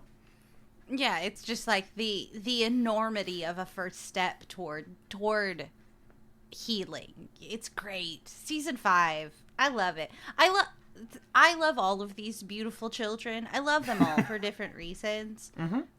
Season 4, I would just like put on perma grounding though, like even more so than the Yahoo season, because at least the Yahoo season is just like, we're just trying to wrap it up, y'all. We're just working on it, and like Paget Brewster's there, and I can't Love be it. mad. Yeah, Paget's there, Keith's there, and like, you know, it's a little shaggy, it's a little rougher around the edges, but it's also like weird and experimental in interesting ways. Yeah. The Dean is basically the co-lead at that point, which I'm not mad about because he's phenomenal. Yeah, Jim Rash is amazing. It's just, it's a show that weirdly like tried to do the thing that like your Friends or your Seinfelds end up doing, where like characters end up becoming caricature. And I think something about, like, the kind of weird lottery of characters leaving, they had to sort of, like, not do that, because archetypes work best with other archetypes to bounce off of. So, like, if you lose an archetype, then you kind of have to rebuild, and it feels like this plucky show was just like, okay, how does this energy change now? Right. Like, if we sub out clueless old guy for really mean old guy, like, how does that change the dynamic of the show? Yeah, it's just theater class 101 when you start the discussion of how different entities in a room change the energy of the space. Like, you could have Mrs. Lind and who's the lead of A Doll's House just sitting there, and then her husband comes in and the energy changes, you know, like that's kind of what was so exciting, because we weren't in a comfortable space. Like we lose Chevy, then we lose Donald Glover, you know, and like one by one, sort of like this weird like graduation is happening, so you can't really like heighten anyone to meet anyone else. You kind of have to say like, well, we have to keep it at a baseline, and that's what's really fun. But we're not talking about the Yahoo season.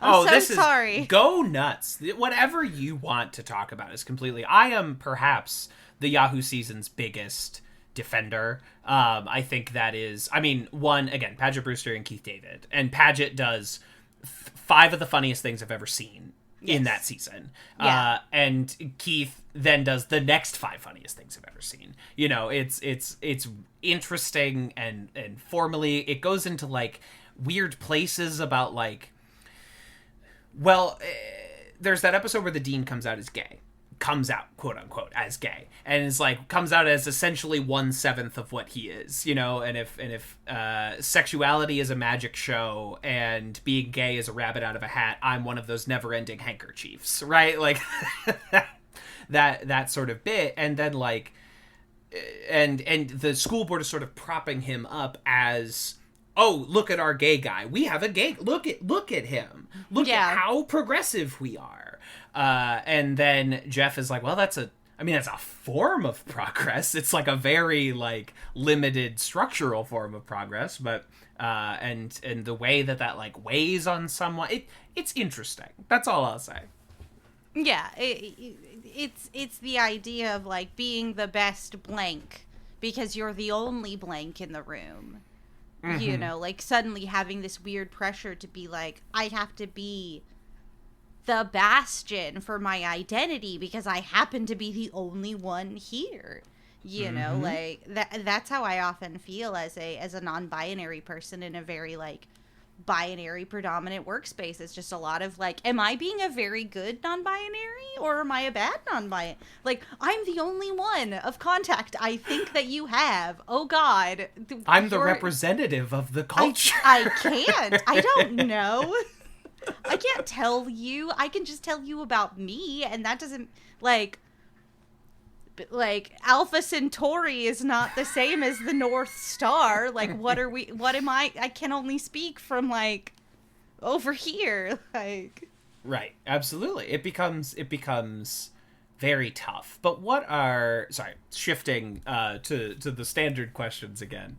What are the characters or the episodes that you feel you most latch onto from this show? I like to get a feel for everyone's personal taste.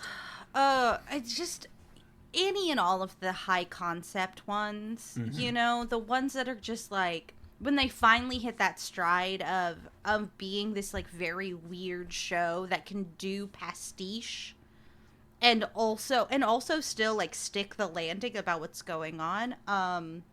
Cooperative Polygraphy really sticks out to me because it is both textual and metatextual, you know, but it doesn't need much. It just requires like very talented, charismatic actors in a space really committed to something, you know, and I think that's what's really cool when these performers and these writers are crafting these very like silly high concept things, and everyone is like deeply and committed to agreeing to the idea.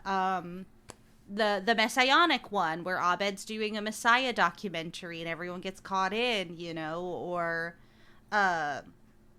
you know, obviously the Dungeons and Dragons one, because it really is like this fun high concept in a very personal space, but also like in what we're seeing is so wild, like with the voiceover and, you know, the like this, like, I'm pretty sure there's sound effects, you know. Yeah, we're hearing like arrows firing and epic music, but they're sitting around a table playing Dungeons and Dragons. Yeah, it's those shows where what is happening is really happening to them, and it's so fun.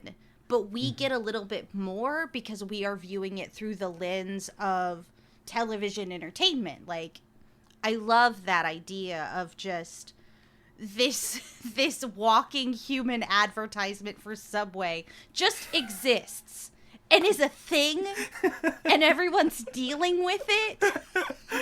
But right. Like we are above the world looking down on it, like almost dungeon masters going like, yes, a Subway human person is here because they had an ad deal with Subway. Again, I'm going to talk about Josie and the Pussycats in the same way, where it's like what is happening textually is pop stars are funded by all of these adverts, but we're getting these adverts and it's almost oppressive in Josie and the Pussycats, to the point that it's like, oh, we're commenting on how oppressive advertising in popular culture is. Holy socks, you know, like these like peeling layers of just stuff happening within stuff.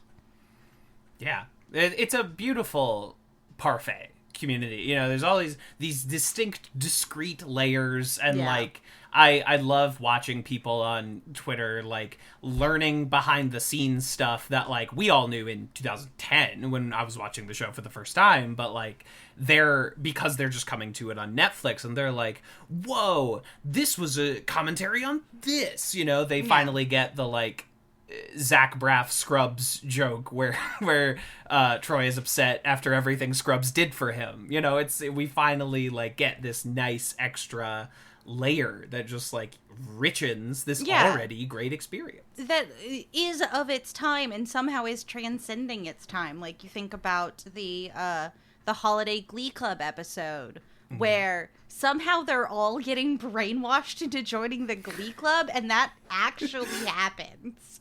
Right. They're getting, like, body snatched. They're getting, like, brain controlled.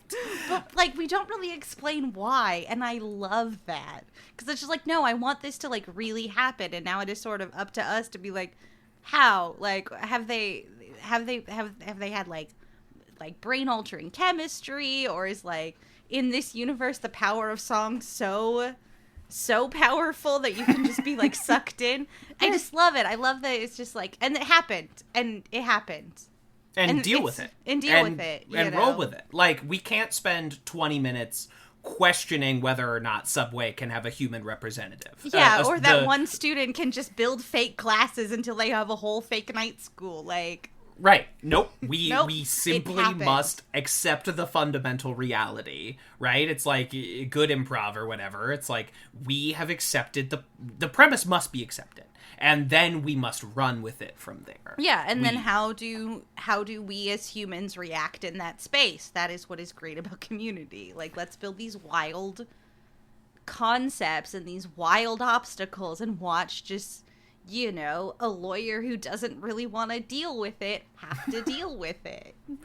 Right. It's not a question of whether or not a pillow and blanket fort has become a Civil War documentary. That is not in question. That is what we are doing. It is what then happens from the point where we have decided that that is the reality we live in. How do we heal a friendship that's so fractured? Right. Yes. Pierce hired a man to give a lie detector test to all of his friends in the event of his death, only for it to all be a farce so that they can collect their gifts and get that catharsis at the end of it. That's just what happened. Yeah. It's the character drama in the middle that we get to deal with. But you, from our DM exchanges, sounded like that you're a big fan of this episode. Oh yes, I love ones where the location doesn't change too much, but the dynamics in the room do.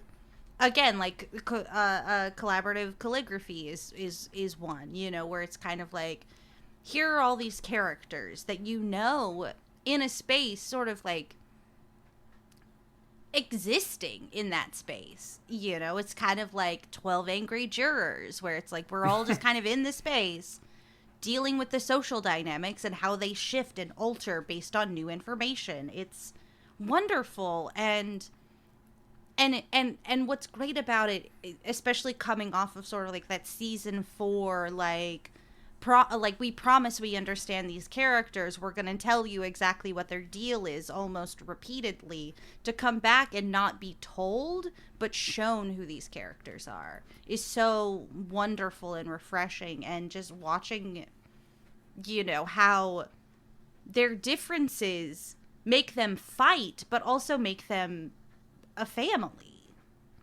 Mm-hmm. It's such a good episode. It's doing so much with so little.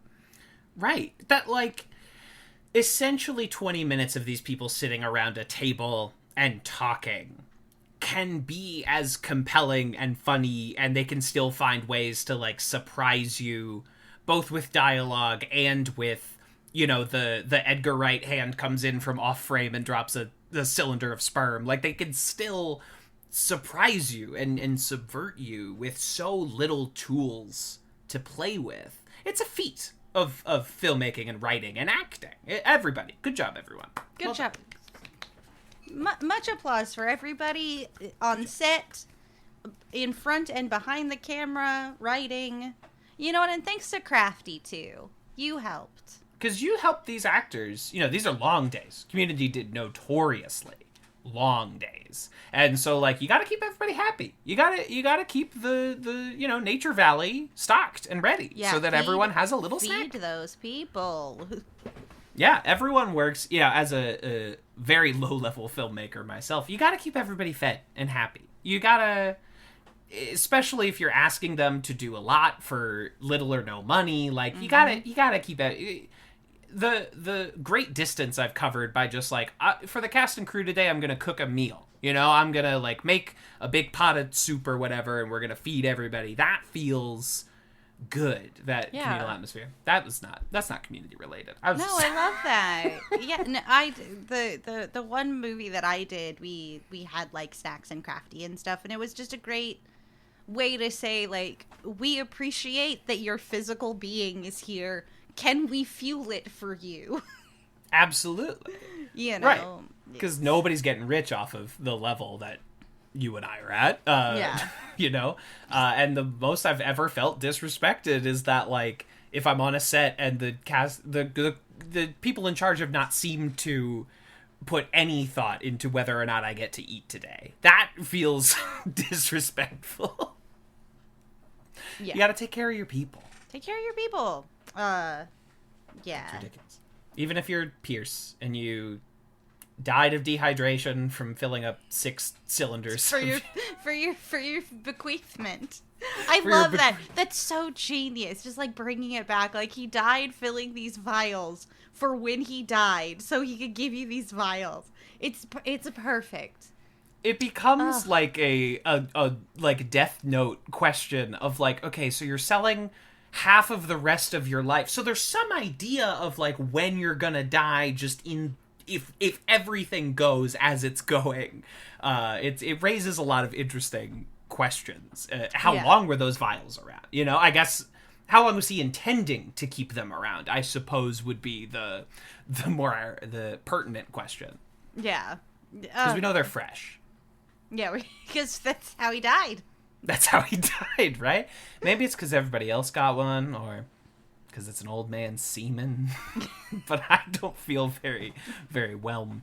It's what a beautiful piece of work. You got Walton Goggins in there. You got the Goggins. The Goggins, I stand the Goggins very much. Same. Oh, absolutely. And just I just love what his energy does to a space. You know, I'm talking a lot about like actors and energies and spaces, but like him in the episode and him post credits is both like this beautiful, just like wild, raw energy of just like, you know, like you don't think of him as the like polygraph administrator as this kind of wild force, but just the idea that this human being is truly sitting here being like, are you gay? Are you sure? Are you sure? Sure. Gay murder says what? You know, just like that. I've been instructed to say that means you're gay. I've been instructed to say, and it's just, that's wild. That he knows the prestige at the end, like he knows it's all coming, and that he's like keeping it tamped down. You get both settings on the Goggins style in this episode, because you get like a restrained Ant-Man and the Wasp Goggins, but then they let you go justified Hateful Eight Goggins. We get to crank that dial. Vice Principals Goggins we get at the end, which I appreciate.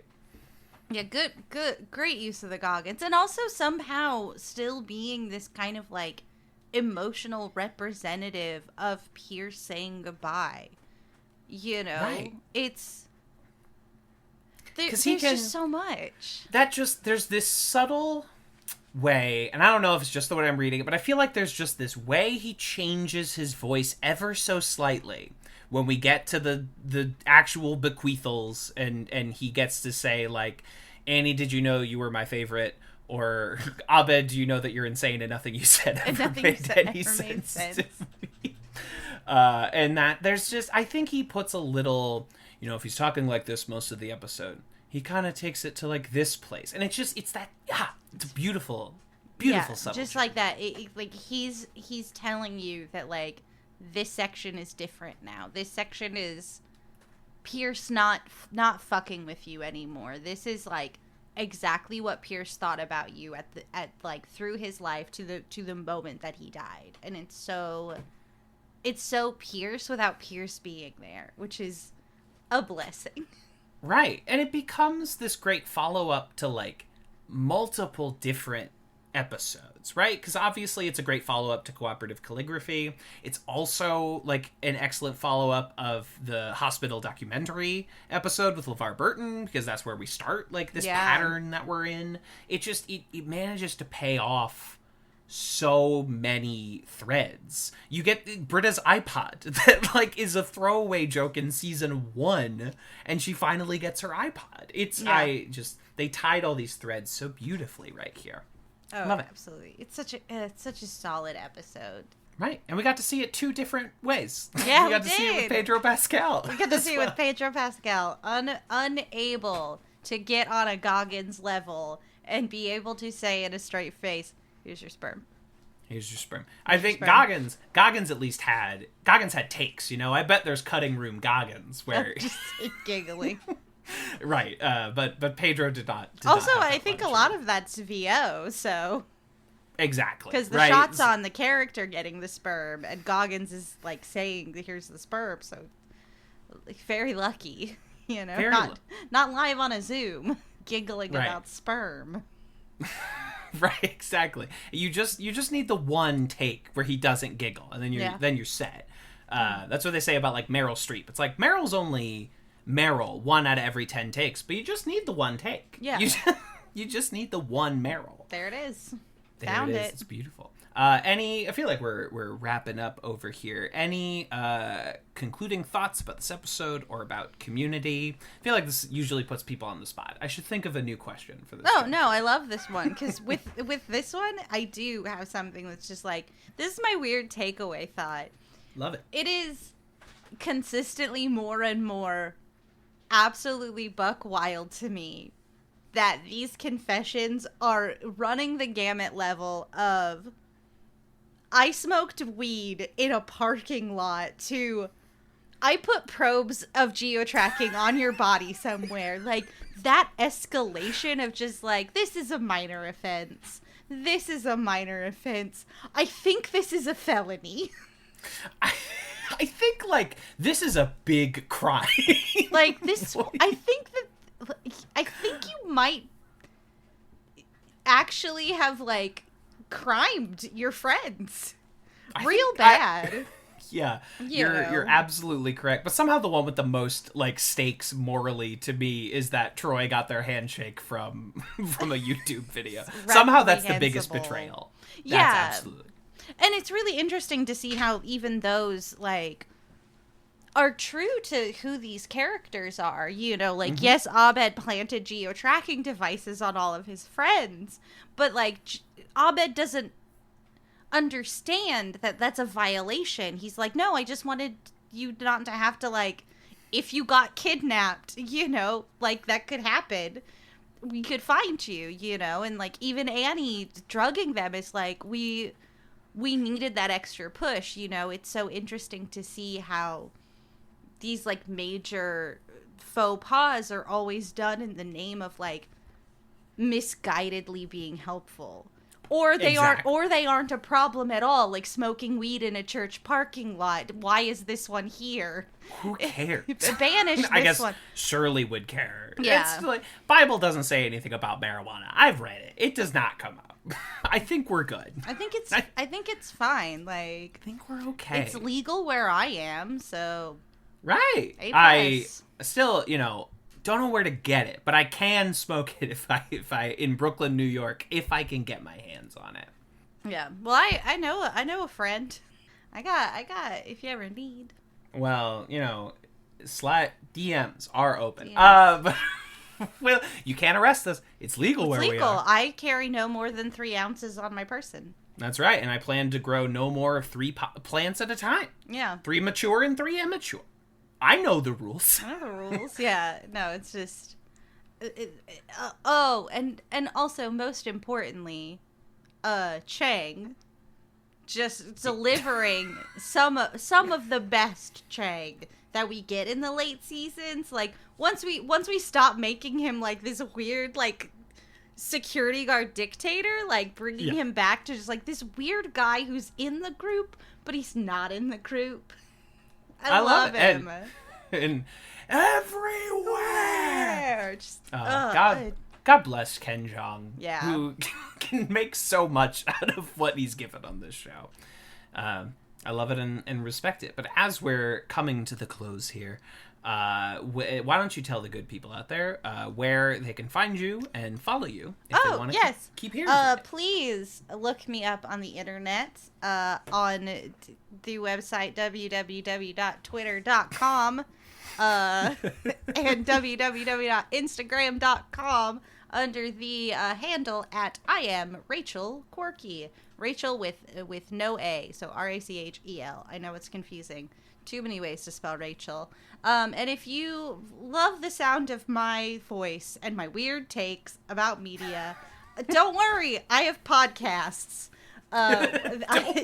Don't worry, there's more of this. Where this came from, where all of this tasty take came from, please listen to the Infinity Podcast and Screen Snark. I love those shows. And if you want to see my weird mug and my hair all crazy colors, I Twitch stream at www.twitch.tv/Rachel_Quirky. Nice. http:// www.twitter.com. You know. You love it. Well, thank you for joining me on the pod today. This was a delightful way to kick off my weekend. I know. Thank you. I'm so listen. This was wonderful, and I had such a blast. But I need you to know that I'm about to go watch Mortal Kombat. Oh, you gotta go! No! Please go watch Mortal Kombat. I'm sneaking that in at some point this weekend. Yeah, no. Because I simply must. Oh, yeah, I'm watching it with my acapella group. I'm in an acapella group. We're called Choirfly. I always forget that I'm in an acapella group. Surprise! You gotta go watch Mortal Kombat. The guy, he throws ice out of his hands. Great film, masterpiece. Chef's kiss. All right. Well, thank you.